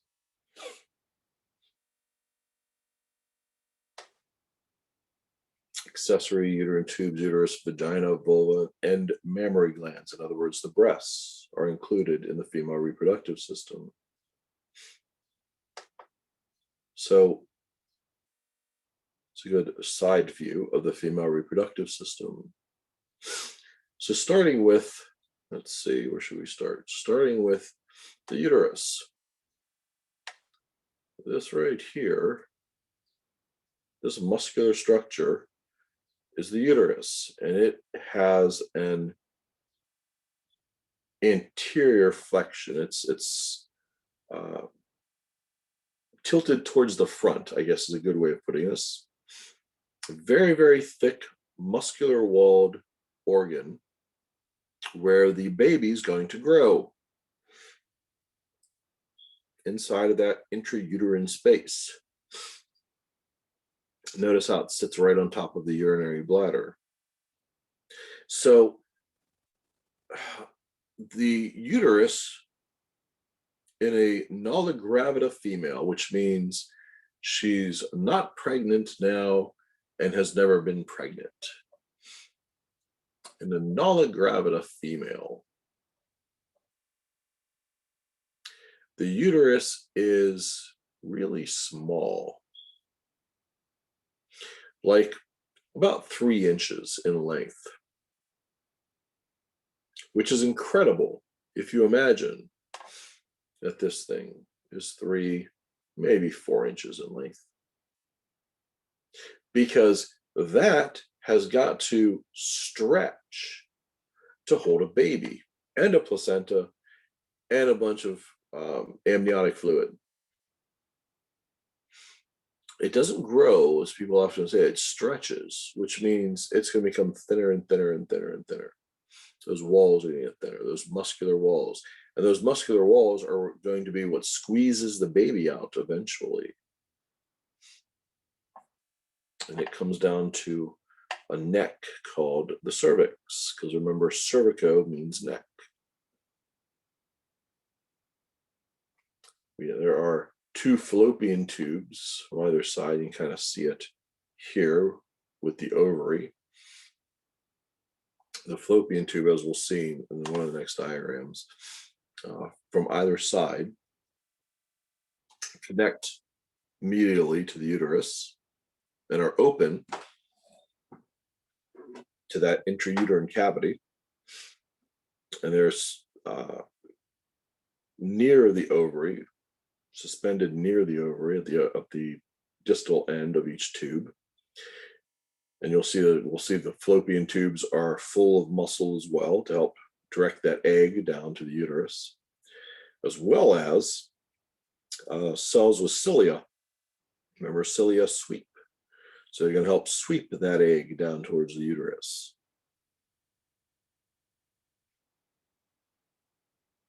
The cervix next to the vagina, which is about, again, 4 inches in length. It is a flattened muscular tube. Pardon, it is a flattened muscular tube, the vagina is. And we'll see it has its own unique environment. It opens up to the vaginal introitus, as the vaginal introitus, the opening.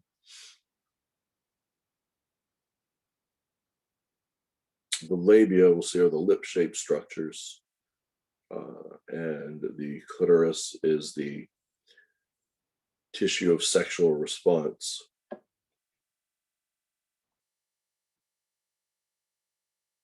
And internally, again, there are ligaments that kind of hold everything in their place. So they all have their own unique ligament. You can see here the ovarian ligament and the round ligament. I think they're the round ligament. You can't see the broad ligament yet. We will in just a bit. So everything has its own unique ligament, but then there's one that kind of holds them all together, as we will see. Oh, there's one other thing I want to point out. The fornix of the vagina. You see how it sort of comes up right around the cervix, kind of creates an area right around it. So we'll see in just a minute here. And one of these next photos coming up. So again, the perineum is the area between the vulva and the anus. It's just like we saw with the male, from the scrotum to the anus. There's a foreskin, a prepuce, just like with the male. The clitoris, notice here, referring to the glans clitoris, so in other words, like the head of the clitoris. So the clitoris is more than just a mound shape of erectile tissue. It actually has what we call a signet ring shape. So it has internal parts as well, which actually kind of makes more sense. There are 2 lip-shaped structures, the outer lips and inner lips. The outer lips are called the Labia Majora. Those would be ones that we'd find pubic hair, for instance. And then the thinner inner lips are the Labia Minora.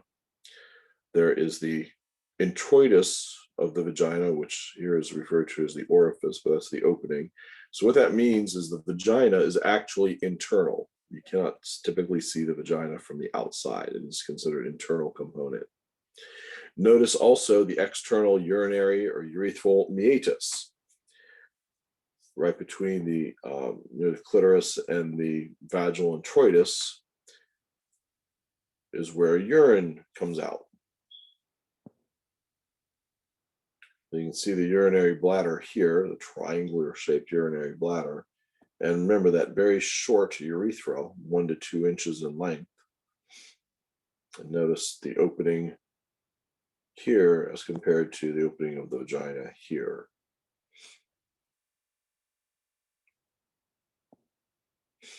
So we have to sometimes teach young women that urine comes out of a different hole. It does not come out of the vagina. It comes out of the urethra, which is in the vulva. And I say this not at all joking, that there are women who have had children who didn't know this. And the reason why it's important to know the difference is because there's sometimes misinformation given that if a woman urinates right after sex, it pushes out all of the sperm, but that's not true because of course it's coming from a different area. So it's important that that is known. Okay, and then the mons pubis. The mons pubis, again, is where pubic hair would be found. And there's a fatty pad there that helps to cover up that pubic bone, where the pubis meet the pubic bone from the left pelvis meets the pubic bone of the right pelvis, right at that pubic symphysis. So the mons pubis is a fatty pad that is found on top of that. There's also a number of glands around the opening, I should say, called the BUS glands or bus glands, the Bartholin's, urethral, and Skene glands that help to add lubrication.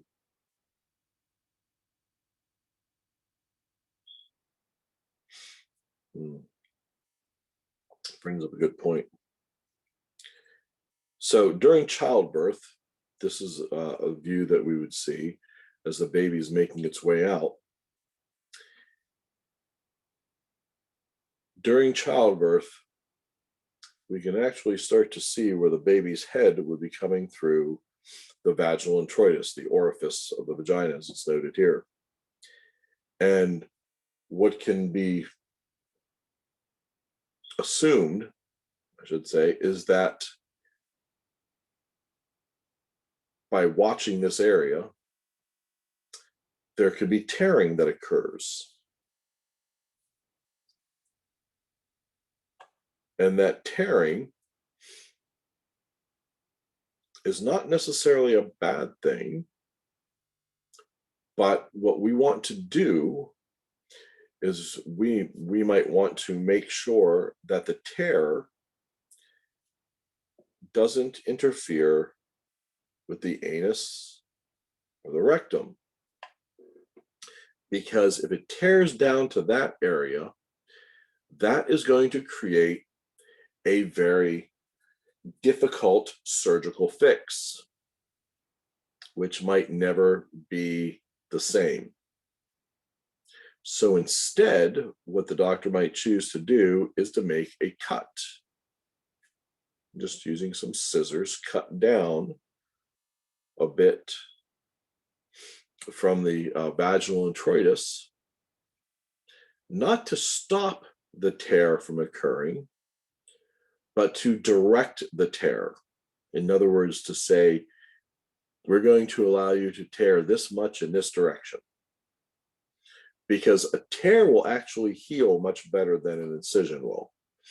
So if it looks like it's going to be a little tear, that's not a big deal. But if it looks like it might be more, you might want to direct that tear. And this is called an episiotomy.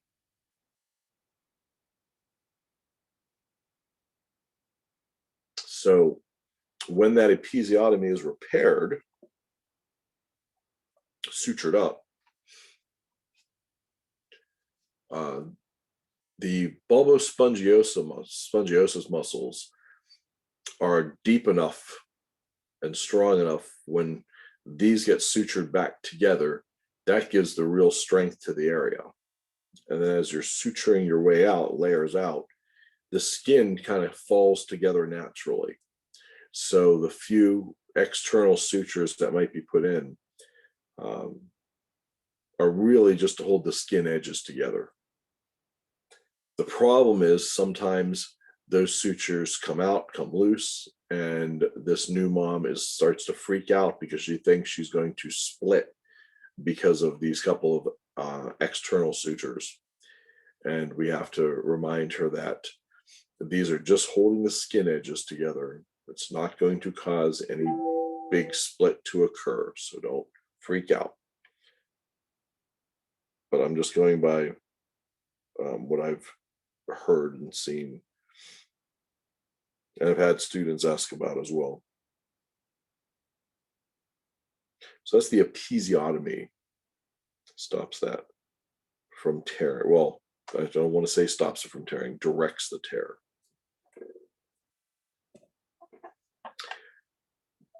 The ovaries are about the same size. They're about the same size as the testes are. And they are attached with a ligament directly to the uterus. Let me actually go to this photo, or this diagram, excuse me.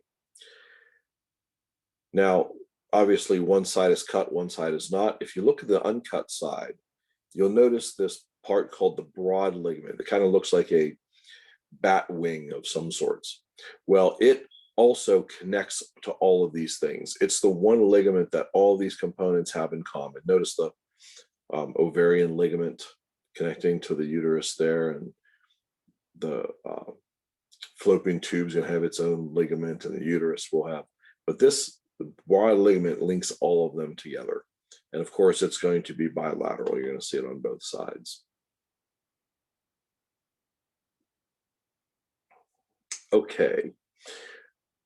This gives a really good look at how that egg is going to travel down the fallopian tube and go into the intrauterine cavity, or the intrauterine space, where it is going to implant if it has been fertilized. If it has not been fertilized, it's just going to keep moving on through. Notice the fundus of the uterus is the round dome-shaped part of the uterus. I think I mentioned that you'd see that word again, fundus. We saw the fundus of the stomach, and I talked about the fundus of the urinary bladder, these rounded dome-shaped areas. So the fundus of the uterus is the rounded dome-shaped part. You'll hear doctors talk about that, and nurses talk about that, when they are measuring. When she's pregnant, they'll get a tape measure, and they'll measure from the pubic symphysis, and they'll feel up to the top of the uterine fundus. So at about 20 weeks pregnant, that uterine fundus should be right about at her belly button, her umbilicus, at about 20 weeks. And then you see it rise about 1 centimeter per week after that, up to about 36 or 37 weeks. So it's, you can watch the growth occur that way. Notice the myometrium. Myometrium is the thick muscle that makes up the bulk of the uterus. Then there is a part called the endometrium, which we'll talk about a little bit later. The endometrium is this lining that is going to increase in size and thickness, and then the majority of it is going to get lost. It will be shed, and then it will go through the process of growing again. And you can see this happening approximately every 28 days.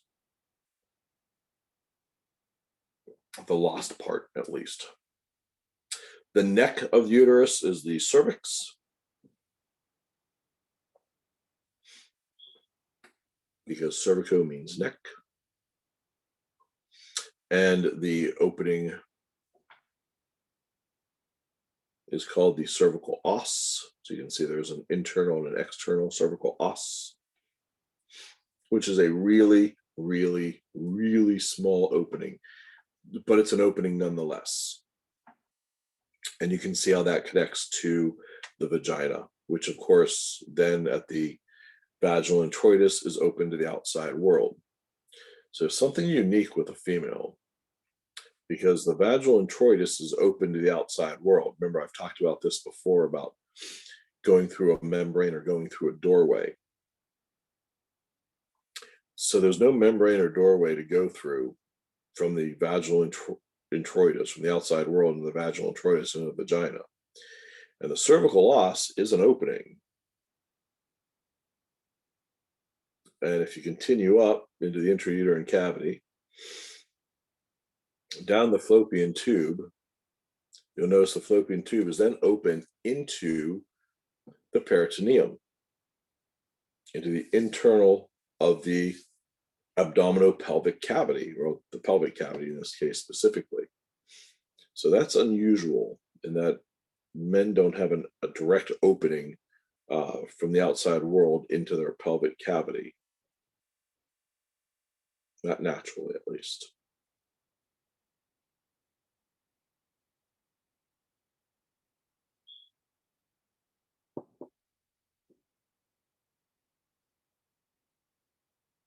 Okay, so I think that's what I want to talk about so far. I'm going to go into more detail with each of these parts as we move on, but that is the general overview.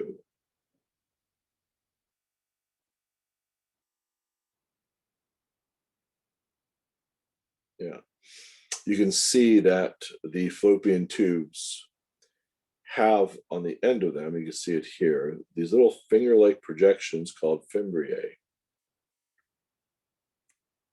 And these little finger-like projections are going to do two things.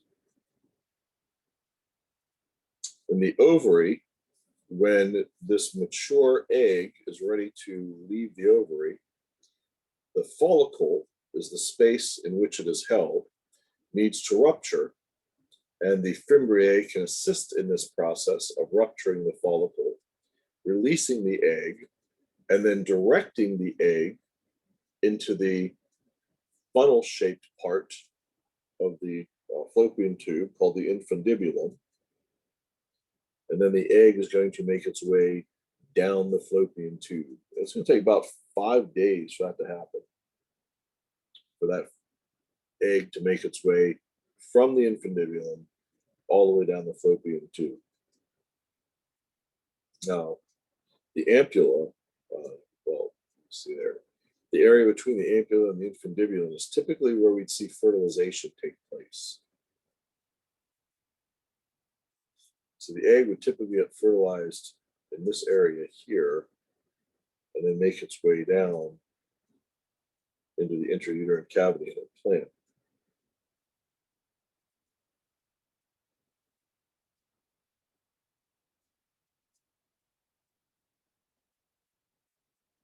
So we saw how sperm are made, right? We saw that the sperm, well, they're made basically from puberty on to forever. And we saw how they're created in those seminiferous tubules. But what about the woman's eggs? When are they created? They're actually created before she's born. Well, she's still in that uterus, that developing female is going to have about 250,000 eggs. By the time she's born, she's going to have about 25,000 eggs. And then from puberty to menopause over her lifetime, she'll release 400 to 500 of those eggs. So we'll see how that happens. Oops. That's a good term. We'll see how that happens in just a little bit.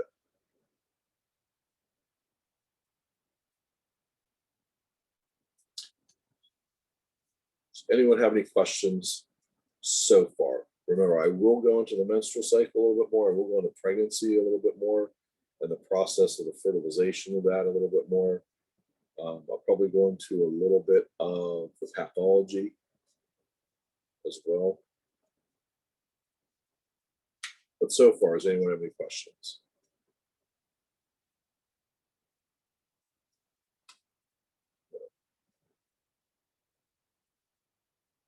Okay. Okay. Well then, why don't we take a few minutes break? I'll pause right now.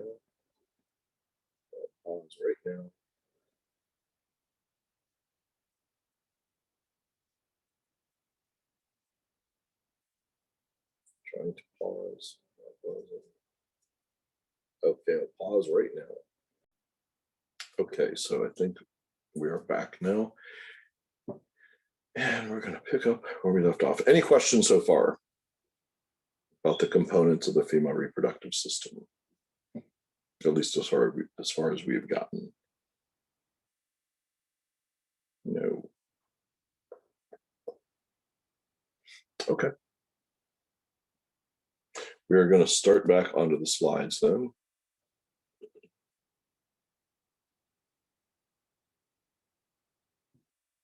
So you should see my screen in right about now.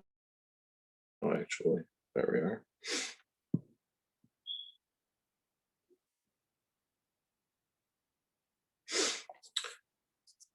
Ovarian follicles contain the developing female sex cell. It's the follicles in the ovary that contain these immature ova, plural. So every month, approximately 5 of these immature eggs that are inside of the follicles begins to mature. And then one matures completely. That follicle ruptures and releases the egg. And then that ruptured follicle will fill up with fat and become the corpus luteum, which will then later produce a hormone called progesterone.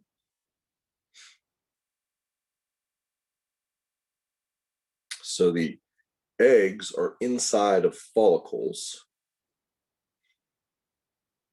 and as the rupturing follicle that releases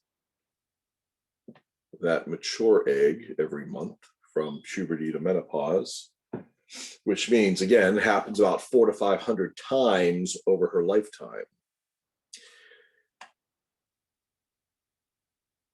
Now, what happens if by some chance that follicle with that mature egg does not rupture? Well, that's a good question, because then the egg will dissolve and that follicle will fill up with fluid. And that is what we call an ovarian cyst.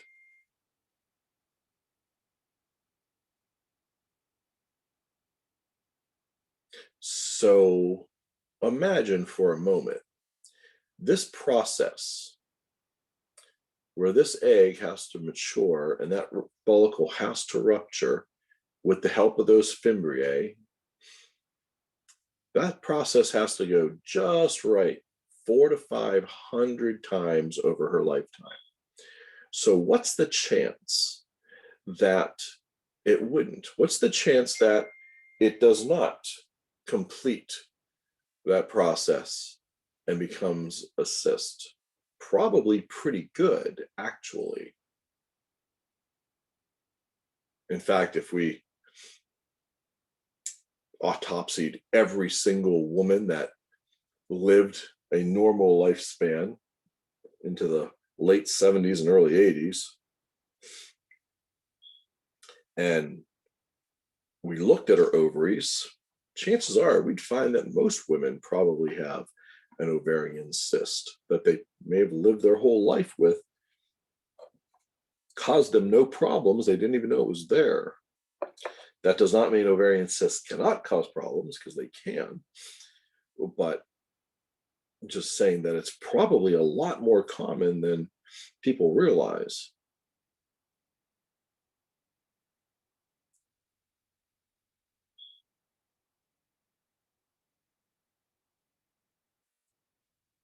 All right, I thought that was interesting. Nobody else seems to care. All right, then we'll just move on. All right, make a quick note here. Okay. Oogenesis, also pronounced oogenesis, the formation of that mature egg. It is not pronounced oogenesis, although that's the way I pronounce it because I like that better. I like saying oogenesis better, but that's incorrect. The correct pronunciation is oogenesis or oogenesis. And you know that has something to do with eggs, because if you look at it, OOG, similar to the spelling of egg, E-G-G, and there's two ovaries, so there's two O's. That kind of makes sense. That doesn't really make sense, but it's a good way to remember it. Ovulation is the release of that egg from the mature follicle. Ovulation. This occurs on approximately day 14 of the menstrual cycle. So if we count the very first day of her last menstrual period as day 1, then on approximately day 14, if we're watching the calendar, is when the release of the egg occurs, ovulation. Now, technically, the textbooks will tell you that it occurs 10 days after the first day of her last menstrual period, plus or minus 4 to 6 days. So it's about day 14, we say. It's a good average. So here's a nice shot of that ovary with that maturation of the egg in the follicle. You can see the primary follicles way down here. And then the mature follicle, also referred to as the Graafian follicle, Graafian with the 2 A's, interesting spelling. And then it releases at ovulation. And then on the top of the ovary, or the top of the diagram, you can see that that ruptured follicle fills up with fat and becomes that corpus luteum, which will later on produce progesterone until it degenerates into a little whitish area called the corpus albicans.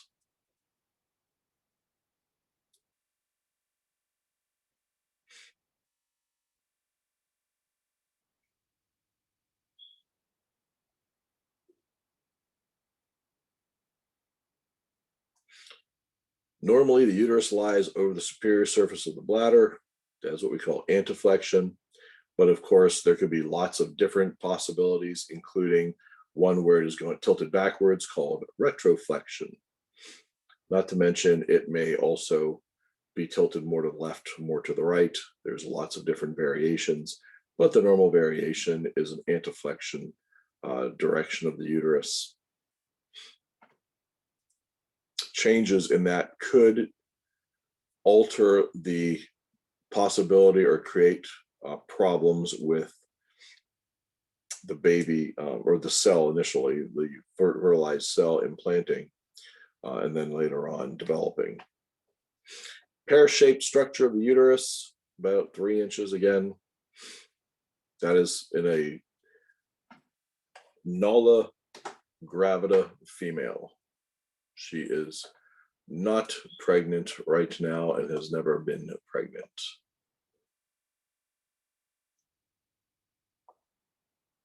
So once she becomes pregnant, that uterus has to shrink back down to its almost original size. It doesn't quite make it down to its original size, but to its almost original size. The endometrium, ciliated mucous membrane that lines the uterus. Starts out really, really thin, has a good bunch of blood supply going there, which will just increase when she becomes pregnant. The myometrium is the thickest part of the uterus. That's the main muscle of the uterus. Now, I'm not going to worry too much about the perimetrium. You can certainly imagine that that's going to surround it in some way, because peri means around. But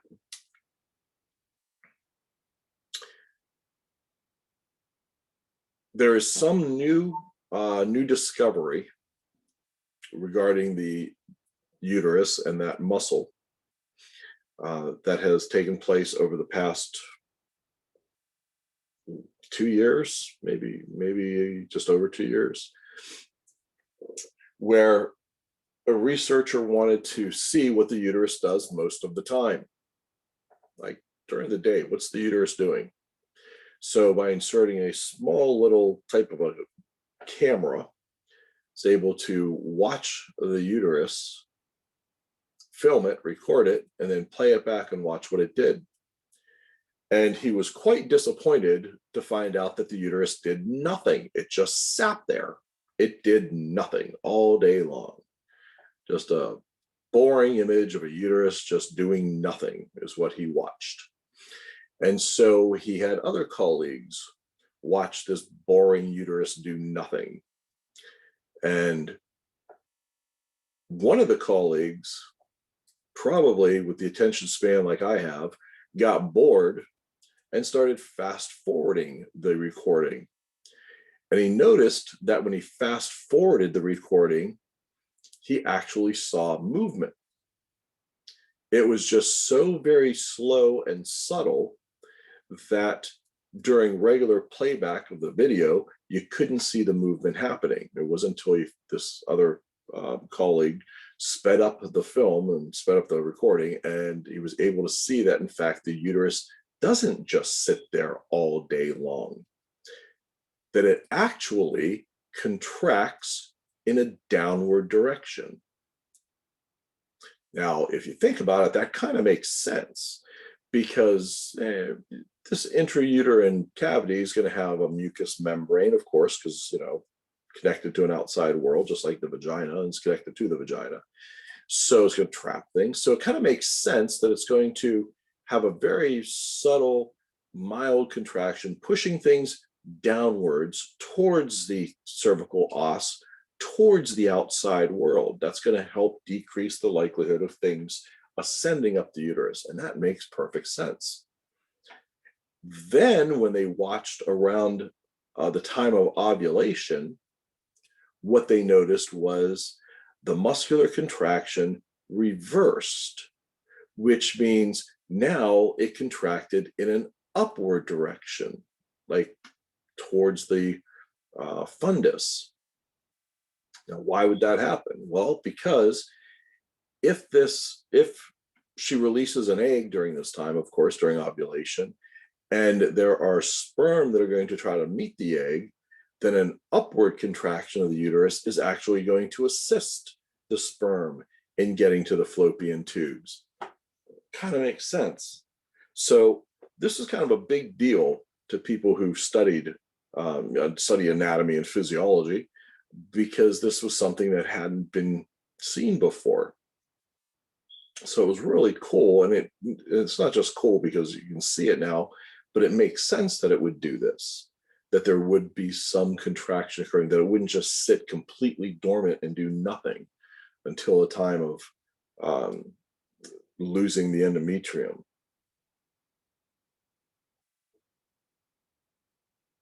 So I thought that was really cool to find that out.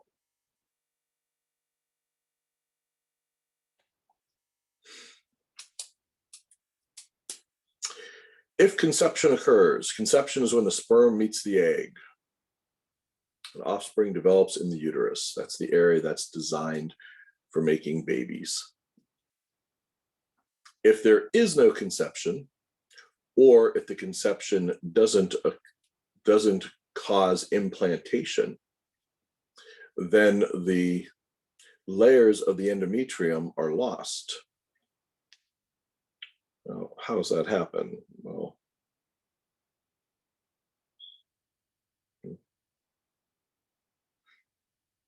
let's take just a moment to look at that. Through menstruation, correct? Yes. The menstrual phase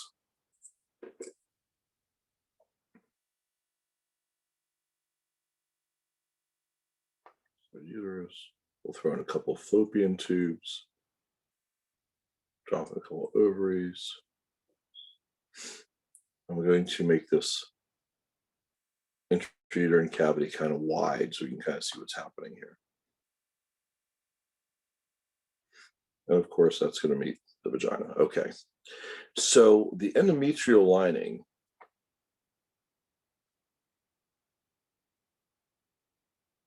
is this thin lining on the inside of the uterus. And of course, that's going to have blood supply. So that's living tissue. We'll even throw in some veins just so correlates. Okay. So over the course of the menstrual cycle, which is a cycle, this lining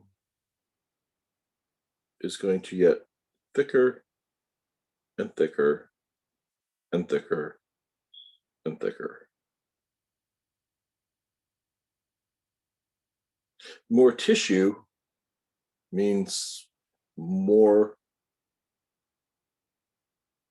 blood supply is going to be required.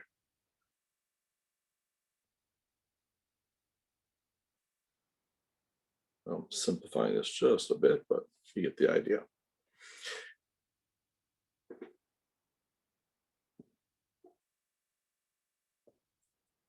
Now, our fertilized egg, fertilization happens up here. That's conception. That's where the sperm meets the egg. And remember, it's going to take several days for it to travel down the uterus.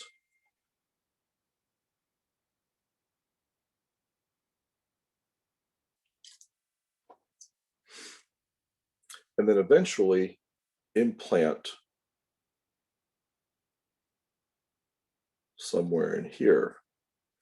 And it is going to have these finger-like extensions called the chorion that's going to burrow into the endometrial tissue, for lack of a better phrase. That is going to become the placenta. The chorion is the early beginnings of the placenta. And it's going to send out a message in purple.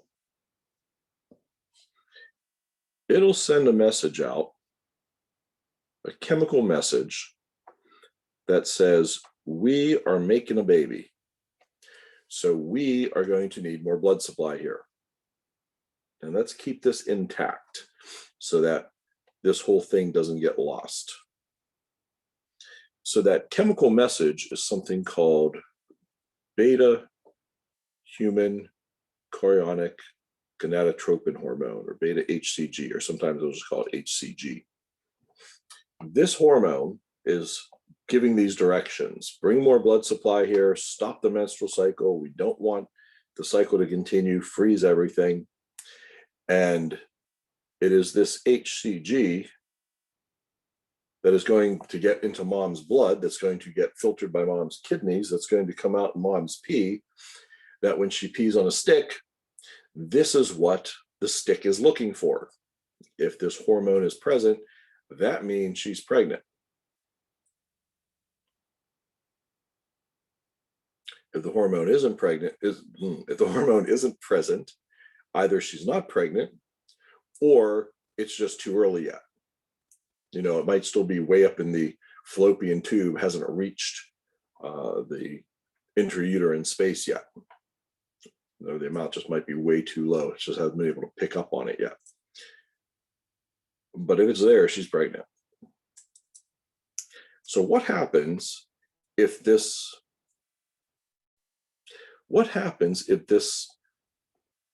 fertilized egg maybe doesn't get fertilized at all and doesn't implant?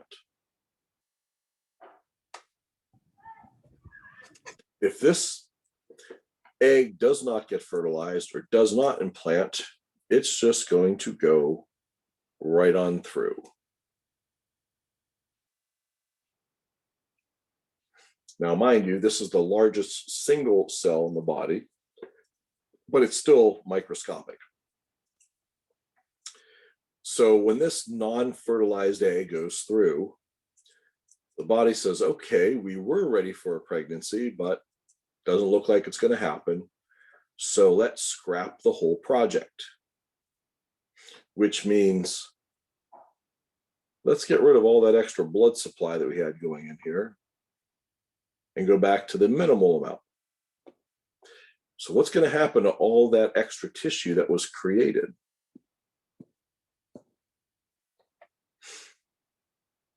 It is going to get lost. That is the menstrual phase. Days 1 through 6, approximately. What that means is days 27 and 28 is called the ischemic phase. It's an S. Days around 27 to 28 approximately, called the ischemic phase. Blood supply gets cut off, ischemia. So in order to have menstrual phase, oops, there's no hell.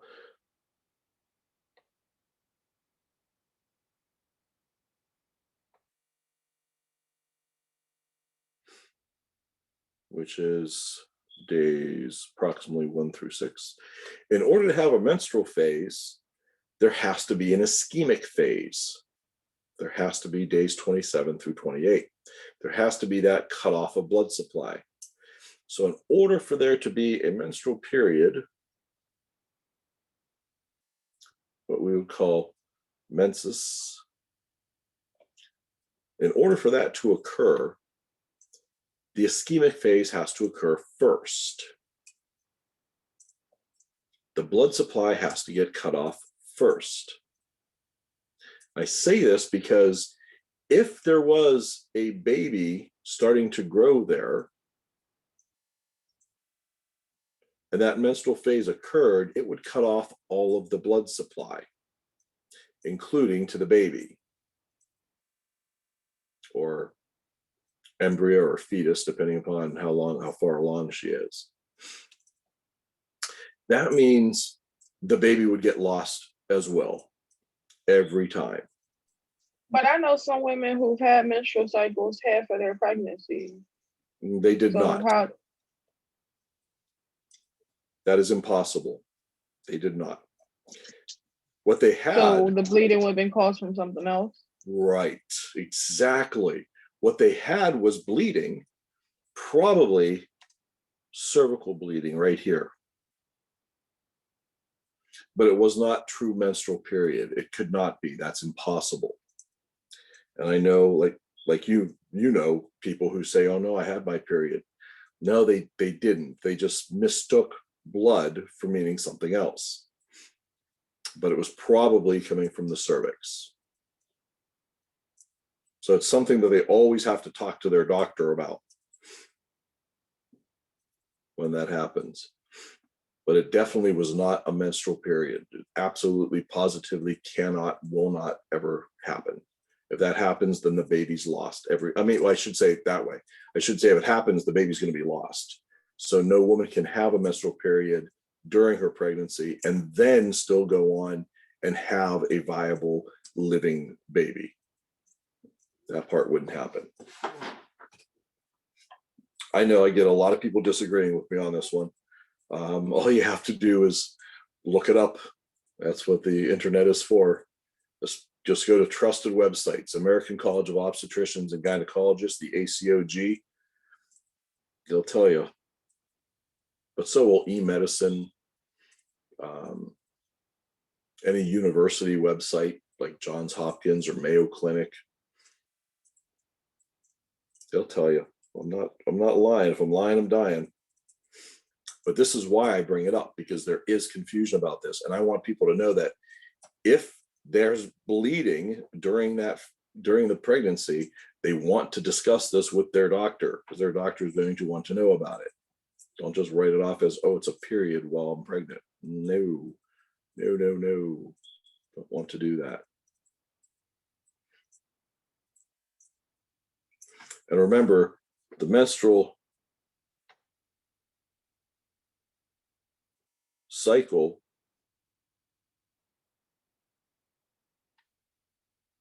is a cycle.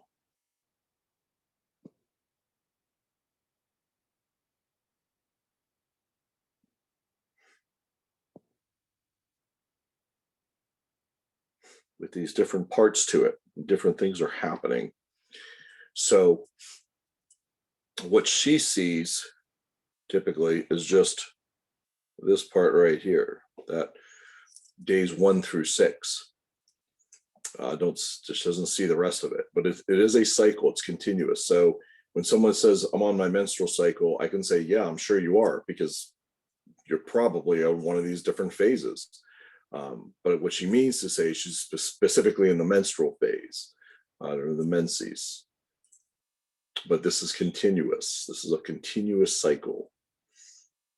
Now, I know that some people will say, but there's birth control medication that you could take that a woman doesn't have a period for like months, maybe twice a year. Isn't that bad? No.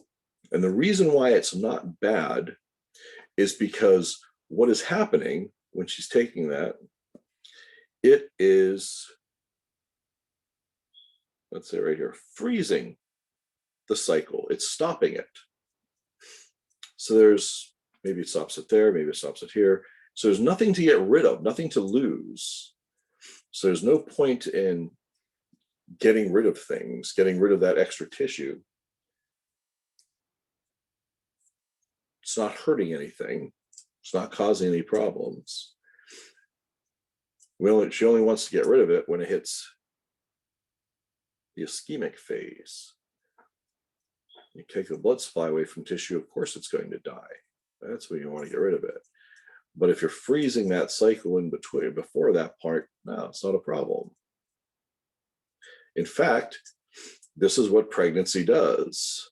That HCG, human chorionic gonadotropin hormone, initially freezes the cycle. Says, stop, we don't want to continue this cycle. If we do, it'll be disastrous. And then when the placenta is big enough, it produces estrogen, which that now keeps the cycle frozen. So it does not continue. It doesn't go in this continuous fashion. So the pregnancy freezes the cycle, which means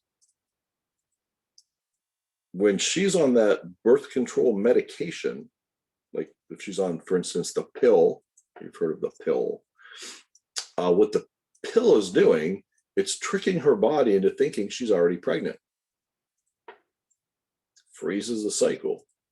No eggs are going to be released because the body already thinks it's pregnant. So no point in releasing more eggs. Pretty tricky, pretty sneaky, actually.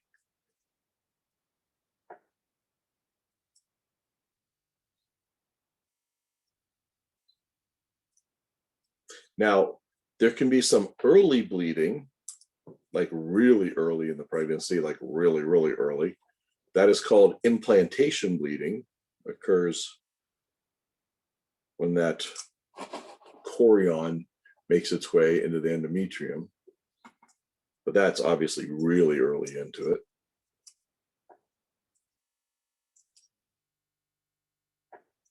That's it. Any questions?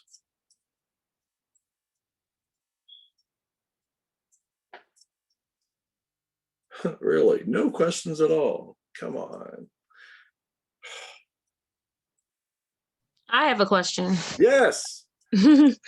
About when you said you can't have your period when you're pregnant. I know when I was pregnant with my I'm a boy. I can't have it at all.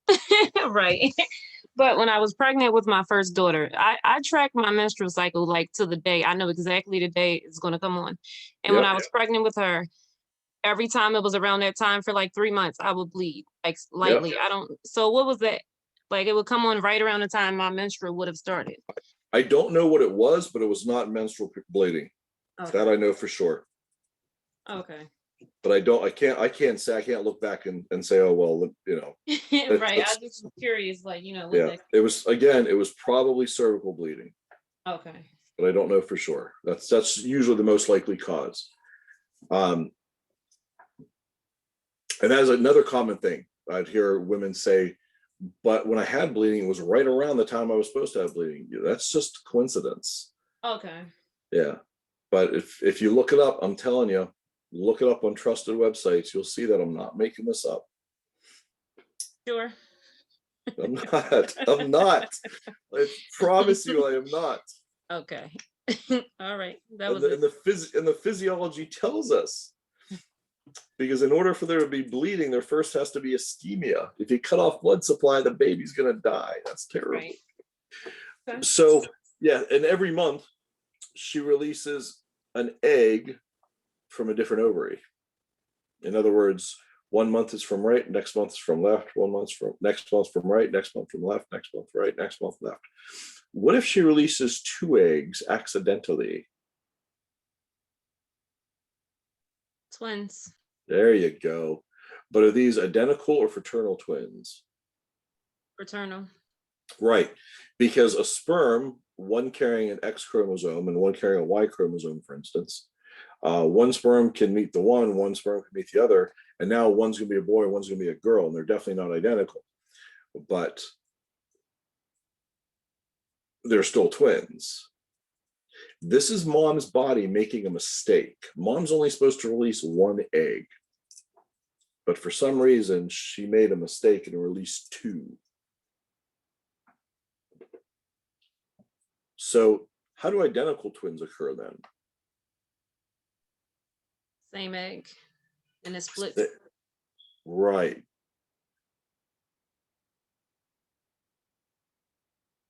Egg, 23 chromosomes, sperm, 22 chromosomes, they meet.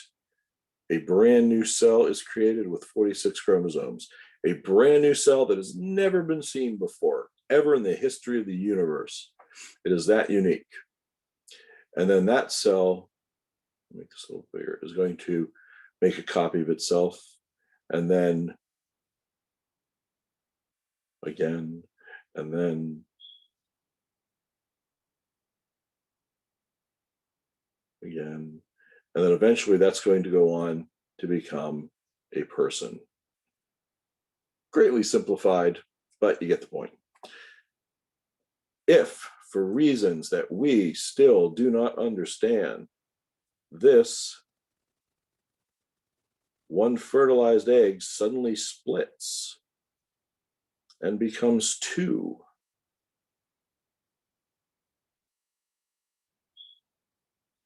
then they are each going to go on to eventually become identical twins. And they're identical because they come from oops, I should do it this way. This original cell way back here, the original cell with that original DNA. Again, why this happens, still not clear. Why it just spontaneously splits, still not clear. What if it doesn't split all the way?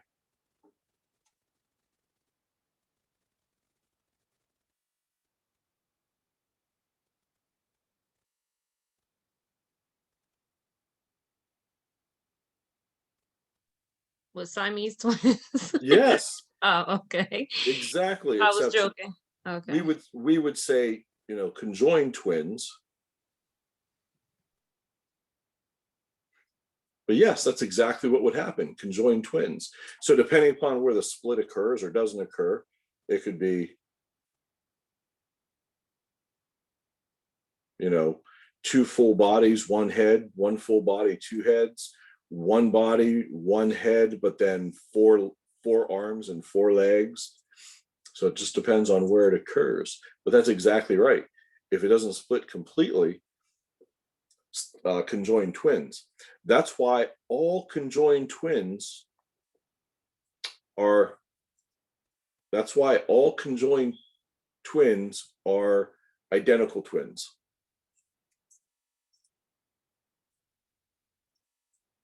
This is not two babies that were separate and then fused together.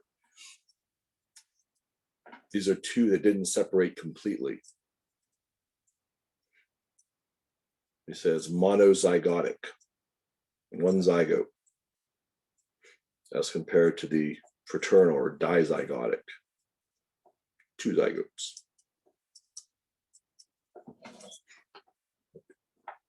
Good, good, good. Okay.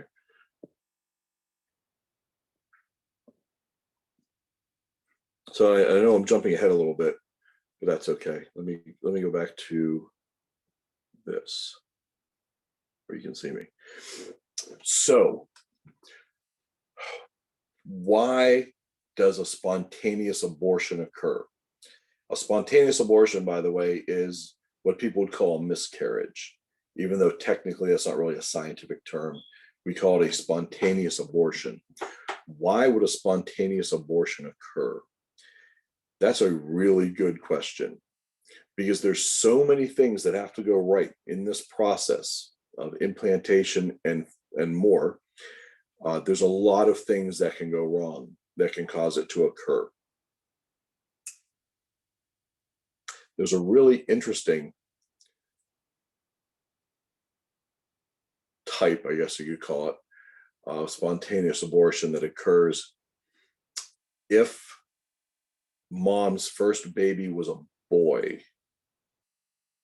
If mom's first baby was a boy, that actually increases her risk of a spontaneous abortion in subsequent pregnancies.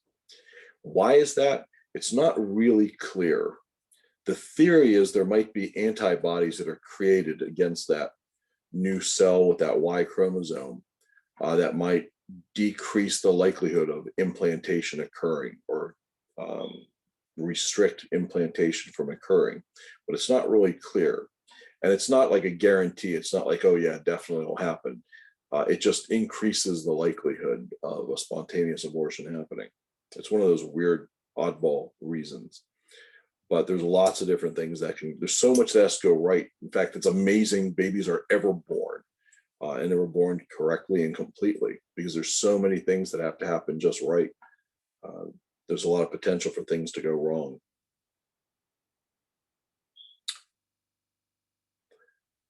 The numbers are around 60%. 60% of all pregnancies end in spontaneous abortion. There was a Harvard study back in the 1990s, 95, I think, that suggested up to 85% of all pregnancies end in abortion. But that number is really high and nobody really believes that. But the number everyone agrees upon is 60%. Do you realize what that means?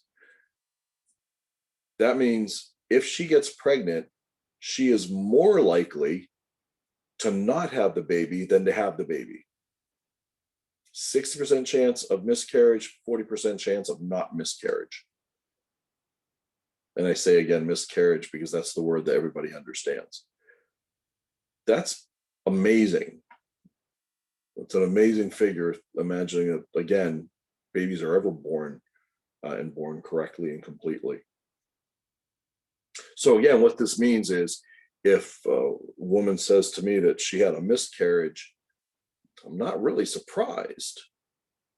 60% of pregnancies end in miscarriage. I kind of expect it, actually. More likely to happen than not.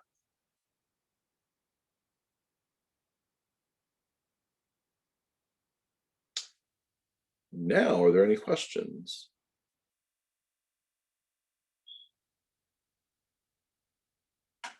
Really? None? All right. Well, you think about it. You think about some of the stuff we're talking about over the next lunch break. We take a break here, and you think about if there's any questions that you have about some of this stuff. Which obviously we still have more stuff to talk about, but if anything comes to mind. Professor, Yes. can you please go over the miscarriage part so I can get that correctly? You were saying something about that special portion of the miscarriage process. Say that again. I said, can you please elaborate over the miscarriage part a little bit? Yeah, over which part? You were talking about 60% of miscarriages happen. It's like, yeah, I didn't understand that part very well. So for every time a woman gets, of all pregnancies that occur, most of them end in a spontaneous abortion. Most meaning 60%. Now, that could mean it didn't implant completely or at all, because remember, pregnancy begins at the time of conception. So that blastocyst, that group of new cells that's supposed to implant in the uterus, might not have implanted and just went right on through, like it wasn't even there. So she might not even have known she was pregnant. But in other cases, for some reason, the implantation might not have taken completely. There may have been a loss of blood supply. There may have been some mistake where the body says, this isn't right, let's just start over. And that's exactly what happens. And that's, that's different from like an ectopic pregnancy, where implantation occurs outside of the uterine cavity, outside where it's supposed to happen. So that we're not even considering that in the mix. We're just considering the ones that the process stopped and no baby was created and everything was just lost. So what are some critical stages that women always have miscarriages? Because I had a co-worker who was 5 months and she came back saying that she had a miscarriage. So I'm like, 5 months? Yeah. Yeah, absolutely. One of the biggest risk factors for having a miscarriage, not surprisingly, is having previous miscarriages, because it suggests, well, whatever didn't allow former pregnancies to continue probably impeded this pregnancy to continue. So past miscarriages is the biggest risk factor. But there can be other things as well. Everything from injury to infection to scar tissue that can decrease the likelihood. What is an infection? There's actually one really interesting infection that can cause defects and miscarriages in a baby. And it's caused by inhaling small parasite particles when cleaning a litter box. There's a small parasite often found called Toxoplasma gondii. and it is found in the poop with the cat litter. And if you're not pregnant, or if you're a guy, it doesn't really going to cause a problem. But inhalation of those could actually cause, eventually, for this parasite to interfere with the intrauterine growth, which, like I said, can cause deformities or miscarriage. This is why your doctor will tell you when you're pregnant, do not clean the litter box. Somebody else has to do that during this time. That's just one of the kind of interesting infections that can cause this to occur. Thank you. So I hope that helped somewhat. I hope we'll take any questions now.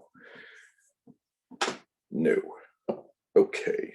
Everyone is completely cool with this. Awesome. Well, then let's go back into some of the slides then. That's not what I wanted to do. You'll notice that I've already talked about some of the things, so I jumped ahead a little bit. You should be able to see my screen right about now. Yes. The uterine tubes, which you'll hear me call the fallopian tubes, 4 to 5 inches in length. And again, the travel time for that egg is about 5 days. Those tubes, I remind you, have muscle, smooth muscle in their walls, which is going to help move that egg down towards the uterus. But also, there is ciliated cells. They're going to help move things along.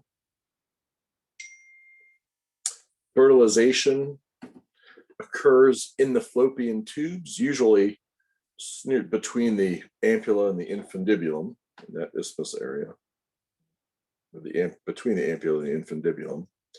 And unfortunately, sometimes, before I get here, sometimes that egg that has been fertilized, that is now changing into what we call blastocyst, which is going to be the group of cells that will implant.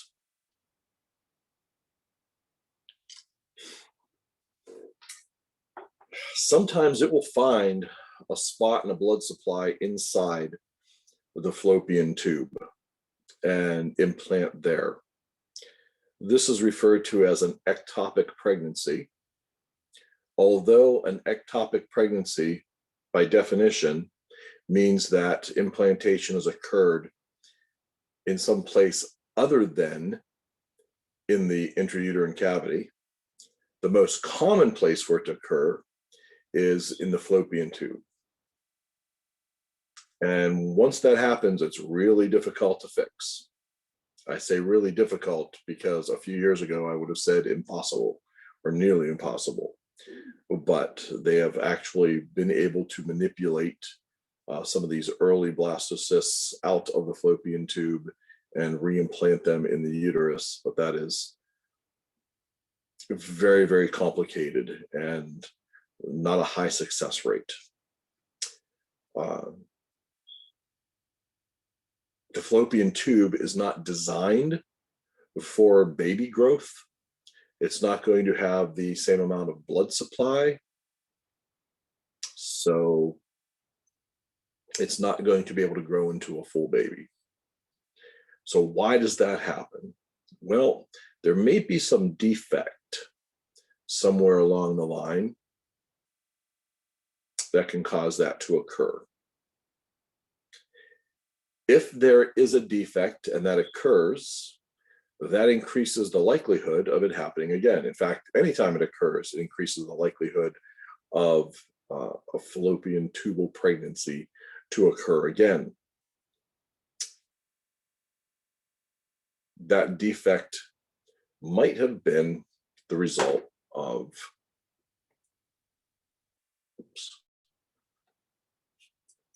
the tubal ligation.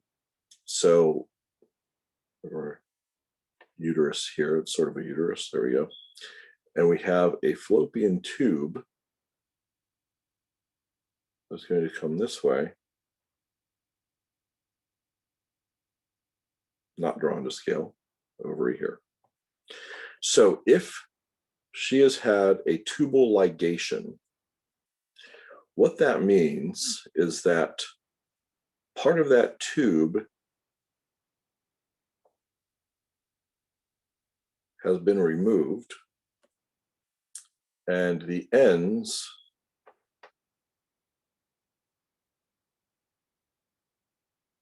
have been ligated in some way, closed. Now, if this is done via laparoscope, then there's a possibility that these ends are going to be burned. So this is why you'll hear women say that when they had their tubes tied, although there's no actual tying occurring, that they had them burned. Well, the reason for that is because the laparoscopic procedure is done through a tiny opening in the abdomen. Back when I was learning how to do these, I became quite proficient, and we would make an incision through the umbilicus, the belly button, the umbilicus, and inflate the abdomen with CO2, and then another incision made off to the side where another instrument would be inserted. At the time, that's how it was done. And so because these tiny little instruments are going through these tiny little openings, you couldn't get your hand in there and put sutures around it and tie it. So the instrument instead would come down. When it would cut, it would burn those areas closed. And then the tube section would be removed. Something I also did a lot of was tubal occlusion, where instead of cutting the tube, let's see, I'll do it over here. Instead of cutting the tube, oops, do it black, sorry. The tube would get looped up.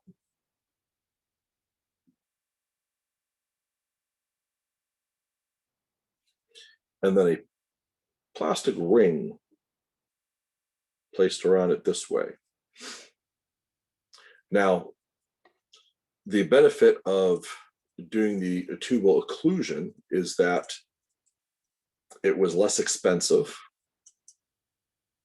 because when a tubal ligation, when they cut the tube, when that comes out, that part has to be sent off to pathology, and the pathologist has to look at it and make sure that all the layers of the tube have been removed, decreasing the likelihood of transport of an egg down the fallopian tube, which means one more doctor was involved, which means somebody else has to get paid. So there was more cost involved in doing the tubal ligation. The tubal occlusion, just looping it up and slipping the ring over it, only required a couple of photographs being taken afterwards so that you can see where it was done. It was also easier to reverse if that was going to be a possibility, although again, I always recommend that people are considering reversing it, then why get it done to begin with? Just don't do it, because there are complications that come with that. And the success rate, according to the brochures, was a little bit higher with the occlusion rather than the ligation, rather than cutting the tube out. But I don't know how true that was. And it was such a small amount, it really didn't make that much of a difference. So I ended up doing a lot more tubal occlusions where I just looped it up and slipped a ring around it. But that's why when women say they have their tubes tied and cut, depleted that policy because she.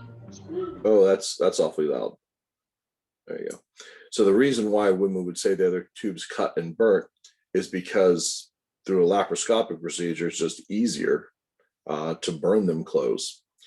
If she had this procedure done during a cesarean delivery, that's of course where the baby is delivered through that phenosteel incision in the lower abdomen, and baby comes out through a cut. After that is done, after that's performed and the placenta is removed, the uterus is actually removed out of its space in the intrauterine cavity. It's kind of sitting on top of her abdomen. So it's kind of outside of her body a bit. That is so that there can be an inspection of the tubes and the ovaries, and the remnants of the placenta can be guaranteed they're removed, as well as a good suturing of the uterus, closing it back up again. And then it's just stuffed right back in place. Now, if that was done, if she had a cesarean delivery and the uterus is sitting on her abdomen, then it's very easy to cut the tubes and then take a suture and then just tie it off with a nice bow. So then it could be used, and that would be just as successful. That would be just fine. So it's not that burning the tubes makes it better. It just makes it more convenient. But FYI. That's the difference between a tubal ligation and a tubal occlusion, a blockage.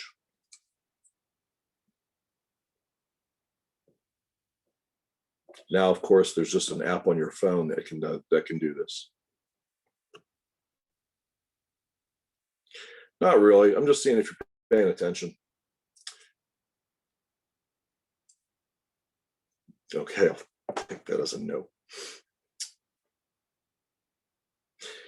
All right, back to the vagina. Vagina is 3 to 4 inches long. It is a collapsed muscular tube. Notice composed mainly of smooth muscle, lined with a mucous membrane. Well, that should make sense. Of course, there's a mucous membrane there. It's going to produce mucus, because remember, this is an opening to the outside world. And anytime there's an opening to the outside world, there's going to be a mucous membrane that produces mucus. Folds called rugae, just like we saw in the stomach, just like we saw in the bladder, that allows for expansion. The hymen is a fold of mucous membrane that is near that forms some of the border of the introitus of the vagina. And there's varying degrees of hymen. They come in lots of different shapes and formations. The purpose of the vagina is to, really there's 3 purposes. There's these are sort of combined together. Purpose number 1 is to hold the penis and the ejaculate during sexual intercourse. That kind of makes sense. Second reason is to allow a passageway for that endometrial tissue and blood mucus during the menstrual phase to leave the body. And of course, acts as part of the birth canal. So a couple of those kind of run together.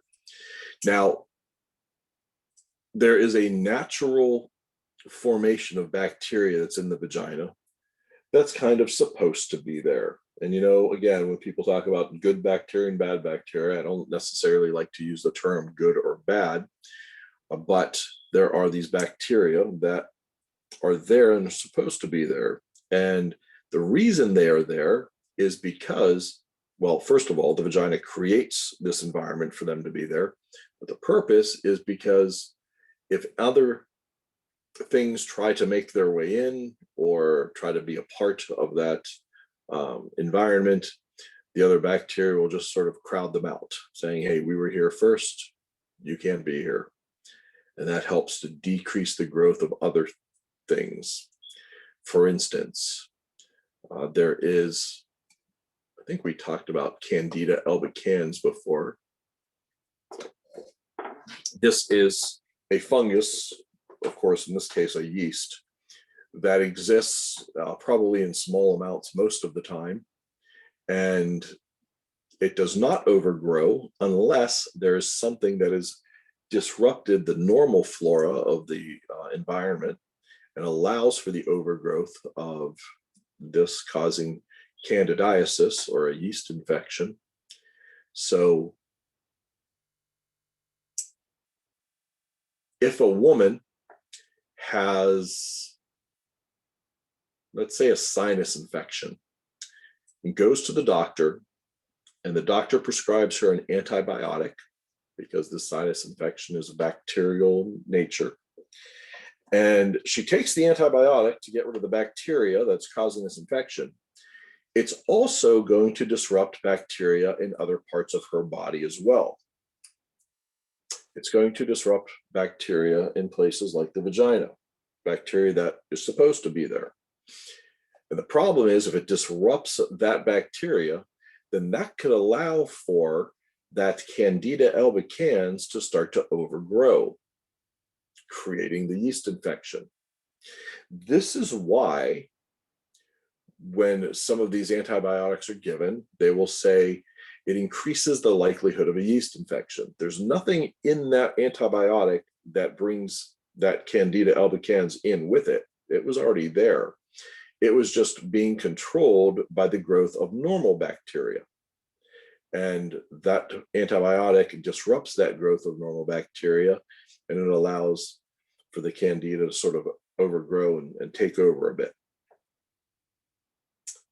By the way, this is also why antibiotics can disrupt the gastrointestinal system also. Remember, there's a lot of bacteria that live in the gastrointestinal system.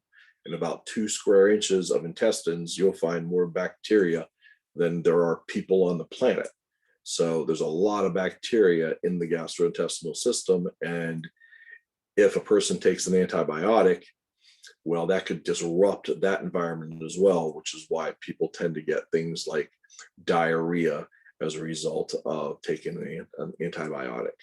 Not all the time, but it can happen. So back to the vagina and the yeast infection there. So if you were wondering why taking an antibiotic can cause that to happen, that is why. It disrupts the normal bacteria that should be there. The vulva is the outer area. This is the outer parts of the genitalia. Like I said, the mons pubis is that fatty pad that covers the pubic symphysis, and it adds cushioning to that area, and there's pubic hair that is there as well. That pubic hair that is on the mons pubis is there for a reason, obviously. It's hair that helps to move things away from the layer, the skin layer, but also the oil that is there acts as a lubricant, but it doesn't act as an internal lubricant. It acts as a skin-on-skin lubricant during things like sexual intercourse.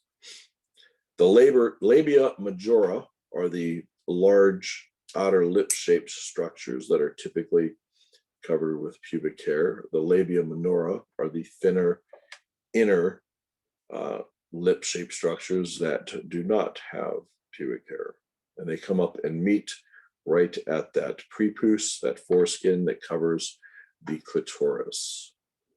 That is the erectile tissue. Again, and it's interesting that they include this in here, the glans clitoris is the visible part of the clitoris. There's other structures. In fact, let me show you real fast. Normally, when people think of the clitoris, they think of something that's a mound of erectile tissue, but it actually is shaped more like this. Oops, that's a little misshapen. But it has what we call signet ring. Man, that's a really bad drawing. A signet ring design to it. So here is what is visible and the rest is not. And that kind of makes sense when you think about its purpose. We talked about the external urinary meatus, or the urethral meatus, between the clitoris and the vaginal introitus, the opening to the vagina.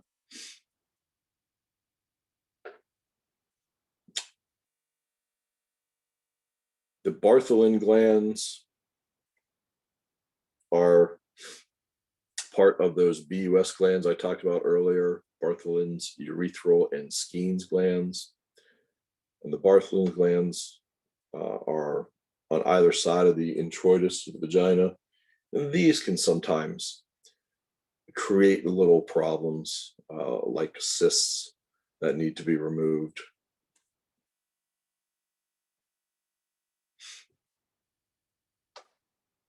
Okay. Vulva axis protection, I think is kind of obvious enough. And sensory reception.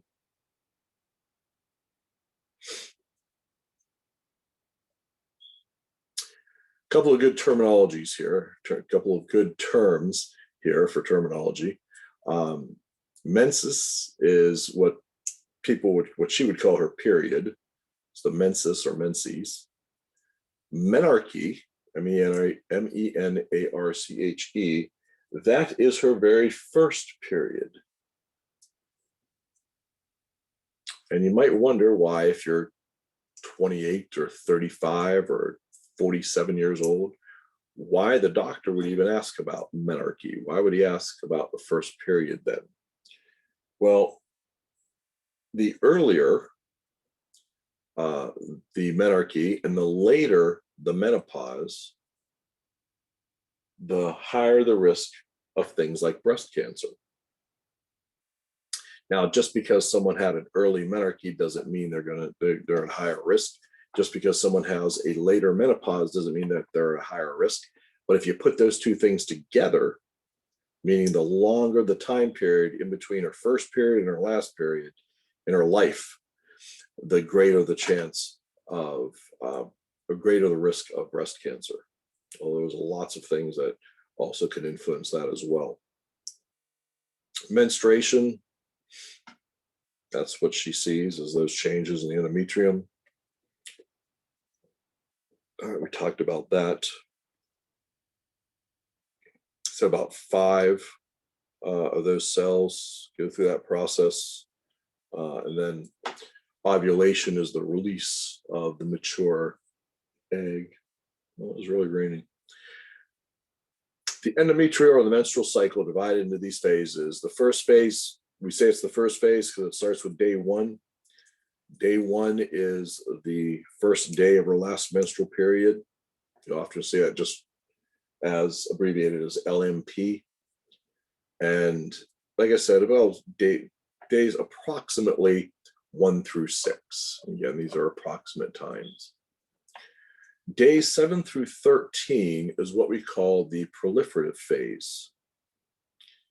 During this time, we're going to see a start of an increased growth in that endometrial tissue. If she's watching her body temperature, she might notice that her body temperature goes a little lower, might drop a little bit during this time. And then on day 14, and again, we're talking approximate, is ovulation. Ovulation is when that follicle ruptures and releases the egg. On this day, she's going to see a spike in her body temperature. So if she's taking her body temperature every morning at the same time when she gets up, and then sees it maybe drop just a little bit and then suddenly spike up, that's a pretty good indication, especially if it's around day 14, that she's ovulating. Oops, not there yet. So if she wants to keep track, wants to know the best times to get pregnant or the best time to avoid pregnancy, she would definitely want to know when she's ovulating.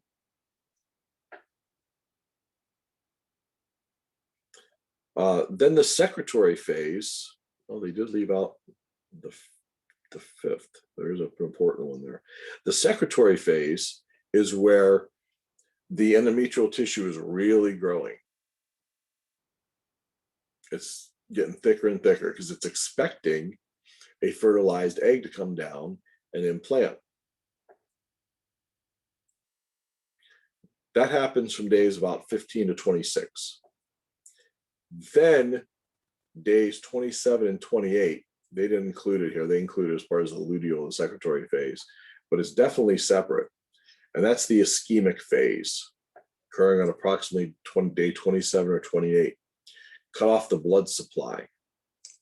And that's when she'll now see that, well, shortly thereafter, on days 1 and forward, is when she'll see the menstrual phase again.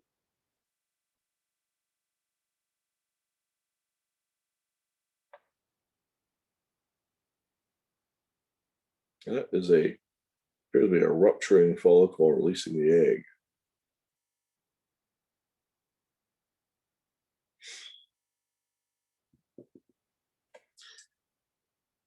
Isn't there a chart? I thought there was a chart there. All right, so there's two hormones that actually influence the whole cycle. And really the two hormones are estrogen and progesterone. Remember when we talked about the endocrine system? And I said that the endocrine system works in a chain reaction kind of fashion. One hormone activates another, which activates another, which activates another, causes things to happen.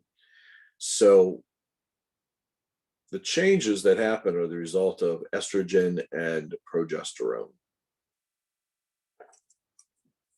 The things that determine the releases of estrogen and progesterone, not surprisingly, are listed here: follicle stimulating hormone and luteinizing hormone. Let me go into this just for a moment. So estrogen, I'm doing red. Estrogen kind of gets, over the month, kind of gets released in these peaks. Something like this. Progesterone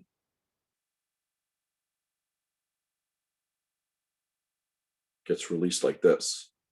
And what happens is that sudden increase and then drop off of progesterone, that's what triggers the ischemic phase.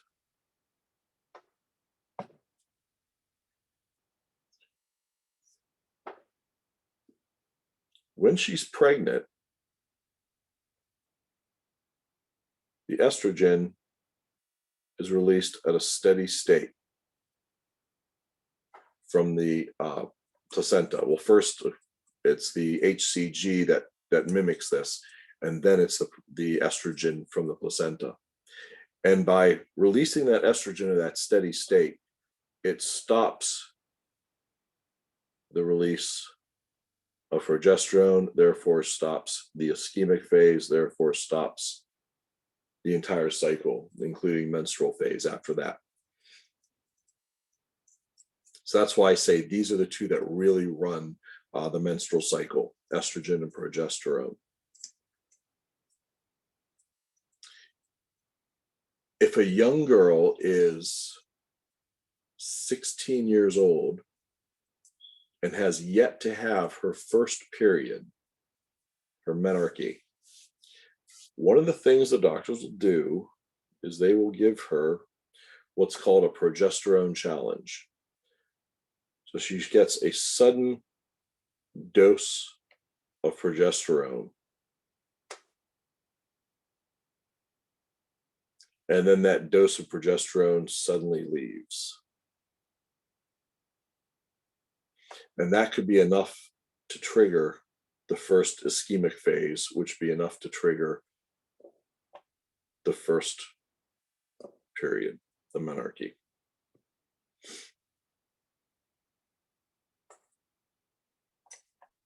So that's where you might hear of somebody getting that, getting that big dose of progesterone, called the progesterone challenge. Yeah.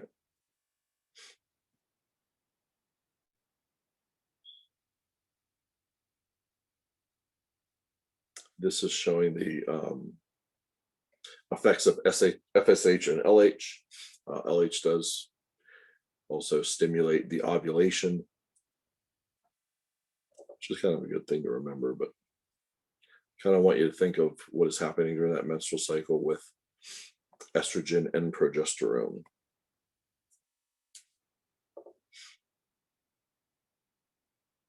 And then talked about infertility a little bit.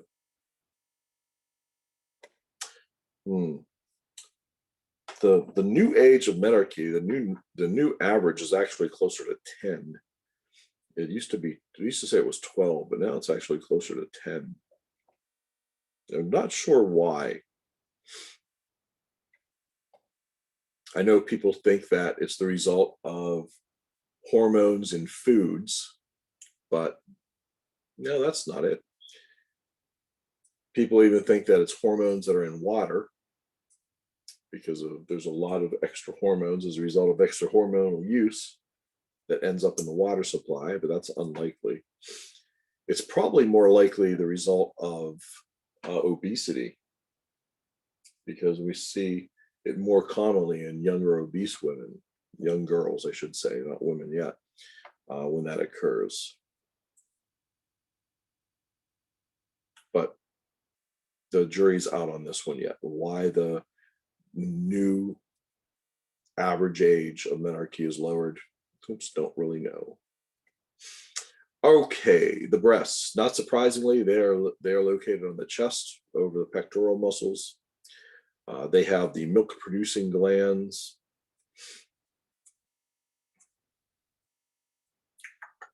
Remember, yes, estrogen, progesterone control breast development, as does some of those other hormone, well, prolactin as well in those early years.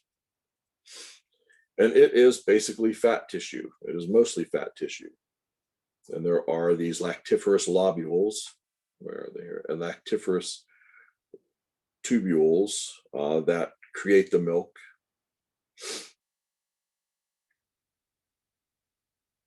The Cooper's ligaments add strength, which causes the breast tissue to be more firm. As those Cooper's ligaments sort of wear out over time, as she gets older, the breasts lose some of that and they'll sag more, for lack of a better phrase. Okay. This tissue is much more dense in, they call them suspensory ligaments. Those are Cooper's ligaments. This tissue is much more dense in young women. And that's the reason why we don't do mammograms right now on young women. We usually do mammograms on women who are 40 and older. Mammogram, of course, is looking for things like breast cancer, but it's really just a type of an X-ray, X-ray-like, I should say. So it's not very good with dense tissue. Therefore, it doesn't work really well on younger women with denser breast tissue. So if you ever wondered why isn't a 25-year-old woman getting a mammogram? Because 25-year-olds can get breast cancer. It's just not terribly common, but it absolutely happens. Why aren't they just getting one just preventively, just to make sure?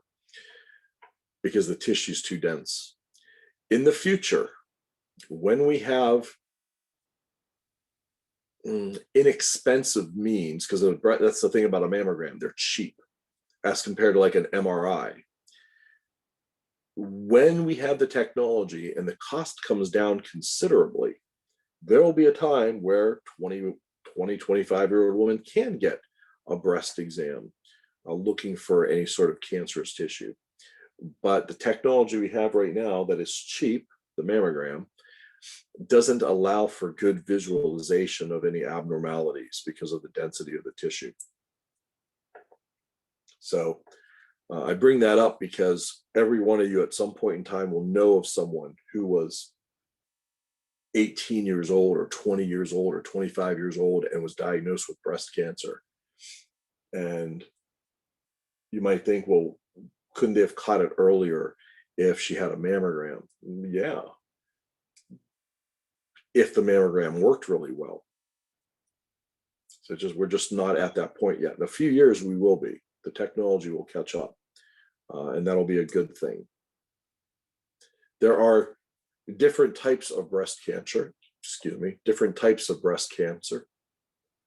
But realize that about 90% of all breast cancer are sporadic new mutations, brand new, In other words, no family history. It's not the result of bad genes. It just happens.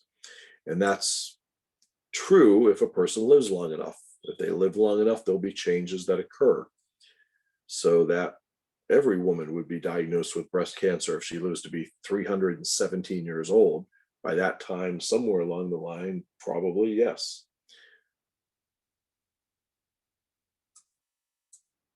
This is why I say about 90% are brand new mistakes. They have nothing to do with like hereditary or genes, anything like that. Let's see. Just because a woman feels a lump doesn't mean it's breast cancer. Obviously, that's why investigation is required. If she is younger, like in her 20s or even early 30s, it's probably just fibrotic tissue. If it's painful and she's younger, it is probably not cancer, because you'll find out that breast cancer doesn't hurt, at least not until it spreads. When it metastasizes, that's when it becomes painful. But when it's in the tissue still, it usually doesn't hurt. If it changes during menstrual cycle, it's probably not breast cancer. If there is blood coming out of the nipple, this is something that would freak a woman out. And of course, her first thought is going to be, oh my God, it must be breast cancer. Well, actually, this is most often caused by something called intraductal papilloma. That's the most common cause of a bloody nipple discharge. And this is not cancerous. This is benign. Still, I'm sure, scary and unnerving, but it is not cancer. However, there is a type called invasive papillary carcinoma.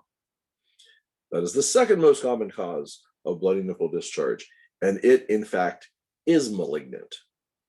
So this is why you say, well, if there's a bloody nipple discharge, don't freak out yet. It probably isn't cancer. However, still need to get it checked. And of course, there's always the possibility of infection as well that could be causing that. The most common type of breast cancer is something called invasive infiltrating ductal carcinoma. And what a lot of people don't understand is that a woman can get one type of breast cancer in one breast and a different type in the other breast. It doesn't have to be the same type. It could be, but it doesn't have to be. Now, if a woman is postmenopausal, in other words, she's past menopause, and a new lump appears, something that wasn't there before, we assume it's cancer until we find out differently. So the normal process when there's a lump, they want to stick a needle in and take out some of the cells and look at it under a microscope and see if it's cancerous, and then go and follow up based on that information. However, if she's postmenopausal and there's a brand new lump appears that wasn't there before, nobody messes around. Nobody even does that needle biopsy. Everyone just goes straight to cutting out the lump because it's assumed to be cancer. If caught early, that's a good thing. We have a super high success rate with breast cancer when caught early. This is why we strongly recommend women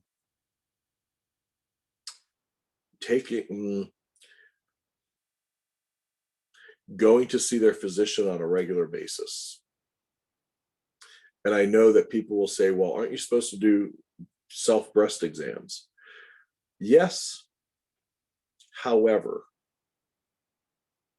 more important than a woman doing self-breast exams is a woman regularly going to see her doctor and having them done. It's better to have a professional who knows what to look for, to make sure they're looking everywhere, to make sure nothing gets overlooked. And at the same time, you don't start freaking out about something that isn't worth freaking out about, that isn't a problem. So I know people say it's really important to do self-breast exams. It's actually more important to go to a professional who knows what they're doing. But I know that sometimes is difficult, and and it doesn't mean that you shouldn't still be doing self-breast exams. Just like a male should do testicle exams, but she still needs to make sure that she's going to somebody who actually knows what to look for and how to look. Very important. This is something that is really important because it's very, very common, but it's also very, very treatable if caught early. Very, very common, but very, very treatable if caught early. Well, it's a good thing.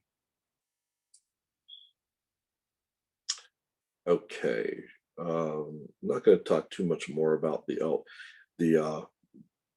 lactiferous lobules, but it would look something like this. And the lactiferous tubules, this duct right here. So the milk is going to collect within this lactiferous lobule and move down through the duct. Remember, the production of the milk is driven by the hormone prolactin, but the ejection of the milk, the letdown process, that is driven by oxytocin. Nipples are bordered by a circular pigmented area, the areola.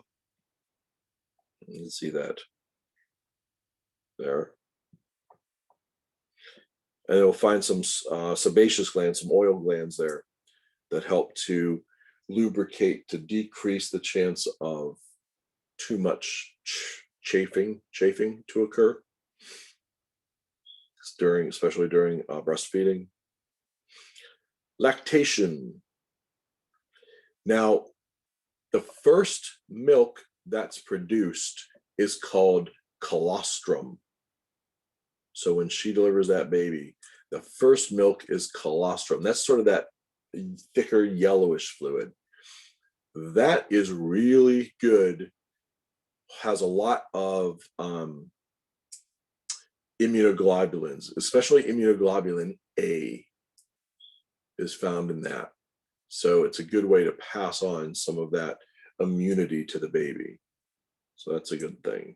All right, talked about prolactin and oxytocin already. Oh, it's not in this, it's in the next one, dang it.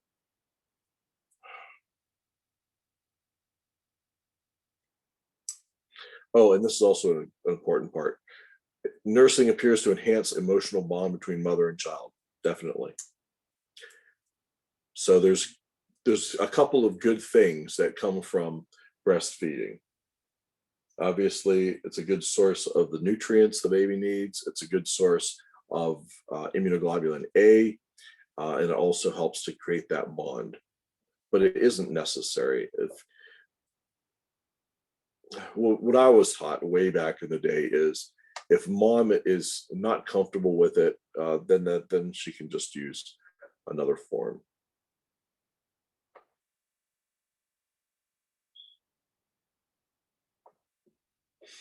I'm jumping ahead, I know here. So we covered some of these things already. This is showing that progression from ovulation. This is the release of the egg, the fertilization. Notice again, that's going to occur way up there between the ampulla and the infundibulum. And then notice how it goes through these changes as it makes its way down to becoming this, you've heard me use this term, blastocyst, that is going to do the implantation. And the chorion, that's not, no, it's not showing it here. There's little projections off that blastocyst that you see here. That's the chorion. That's going to become the placenta. And that's where that hormone, that beta HCG, is going to be released into mom's tissue. So remember, mom's blood and baby's blood don't mix. The nutrients are sent down to mom's uterus from mom's blood. So mom's body is just sending the nutrients to the uterus. And the placenta's there as a filter almost. And then as baby's blood comes through, it picks up those nutrients across that filter and brings them back to the baby.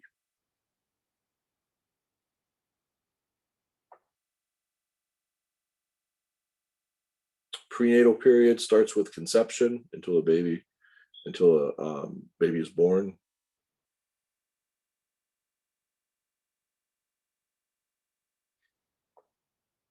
A baby growing inside that uterus. Talked about the placenta a little bit. You can see what the placenta looks like here with the umbilical cord attached. If you lay it flat, it's about the size of a dinner plate and about a 1/4 inch to 1/2 inch thick in areas. You can see there's 2 umbilical arteries and 1 umbilical vein. If you cut the umbilical cord in half, it looks like a little smiley face almost.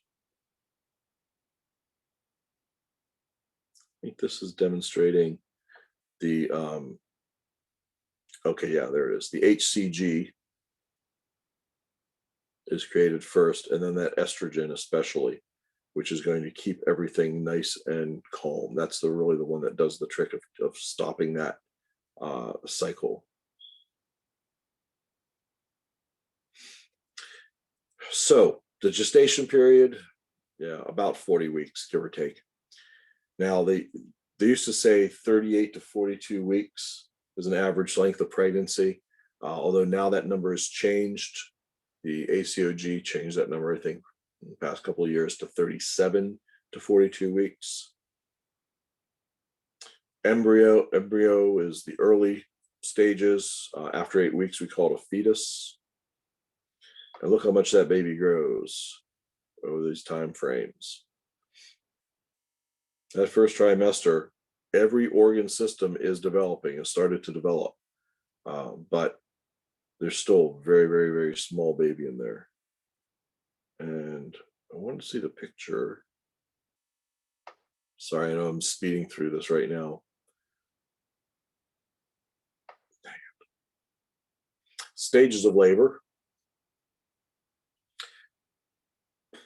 Stage 1 is actually divided into 2 phases, but what's going to happen for stage 1 is there's going to be the cervical dilation, go from 0 to 10 centimeters, the rupture of the membranes, the bag of water ruptures, and effacement of the cervix, which is the thickness, goes from 0 to 100% during this time.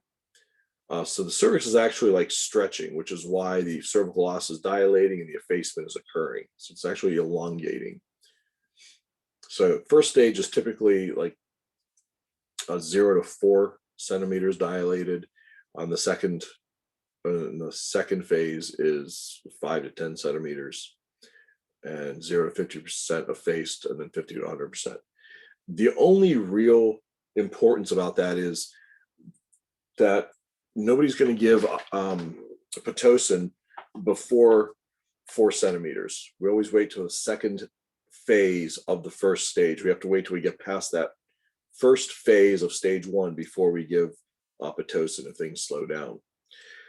The second stage of labor, there's going to be crowning of the baby, and then the baby is going to be delivered. Delivery of the baby actually ends the second stage of labor. So then what happens next? Well, now anywhere from a few minutes up to 20 minutes after the baby's born, the placenta is going to be expelled. And I say up to 20 minutes more because if it takes more than 20 minutes, we have to go look for it. Now, what they're not including here, maybe it's on the next one. No, okay. What they're not including here is a 4th stage of labor.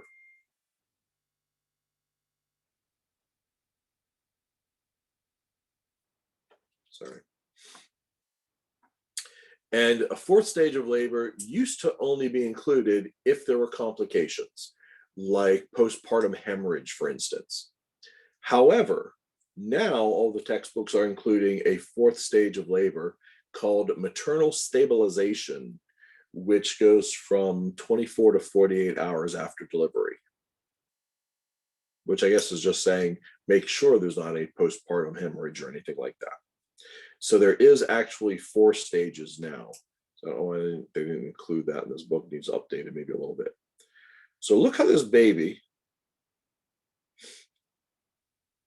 has to make its way on out.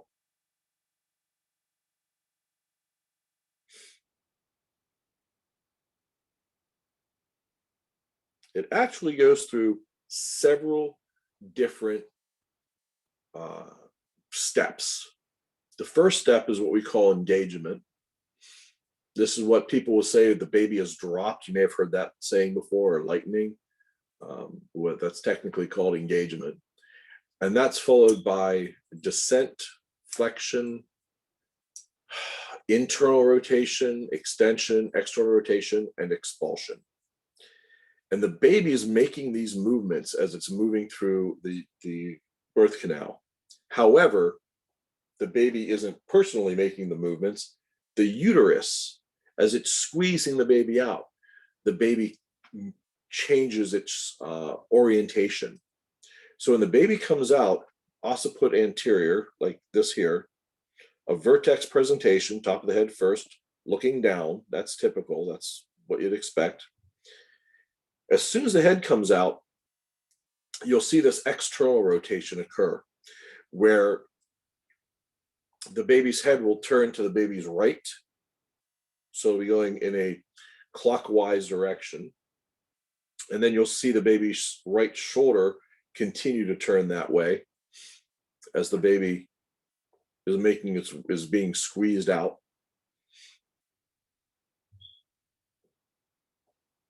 Then the one shoulder will come out, the other shoulder will come out. Now the baby's practically looking up at you. And then once those 2 shoulders come out, everything else comes out pretty easily after that.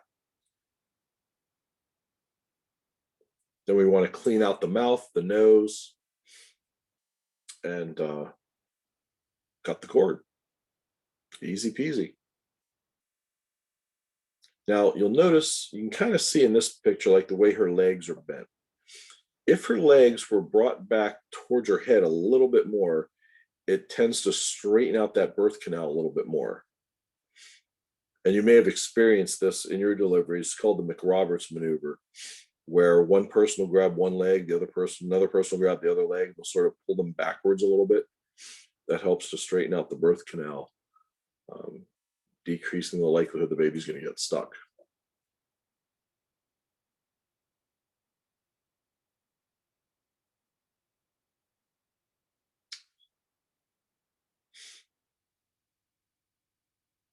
Okay, we talked about these already, multiple. There's a good picture showing this process. Let's see, postnatal. After mom delivers the baby, there's going to be a combination of like blood and fluid that comes out. It depends on how long. For vaginal birth, it's usually about a week. For a cesarean delivery, it can be up to 2 weeks. This is called lochia. And it's not like pouring out. So when I say for 2 weeks after cesarean delivery, there might just be some spotting that's occurring. But this is something that moms sometimes get a little bit concerned with.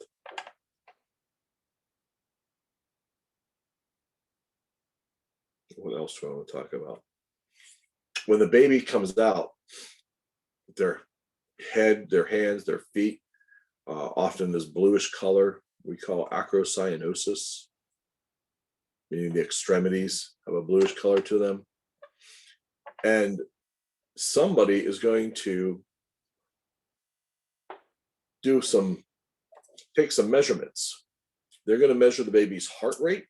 Let me make sure I get this right. They're going to measure the baby's heart rate, respiratory rate, response to stimulus, muscle tone, and the color of their skin. These 5 different areas. And each of these areas are going to get a point value of 0, 1, or 2.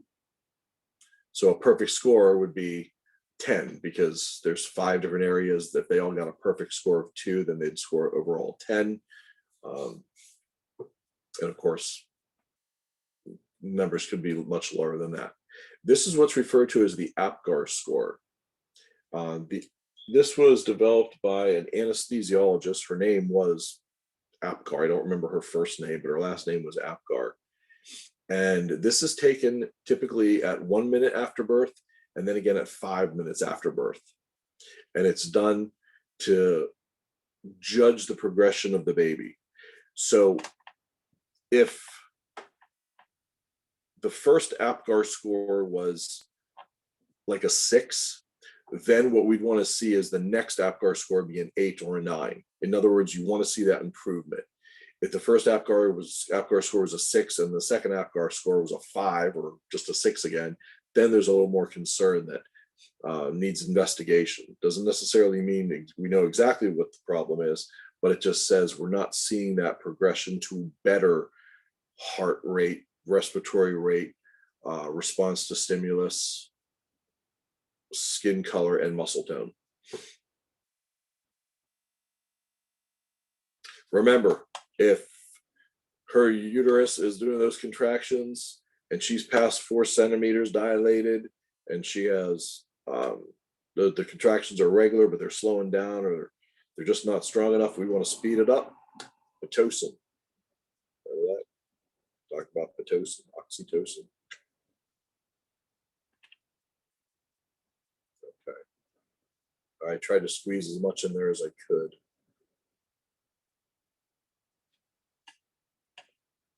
I'm already here. Any questions about anything?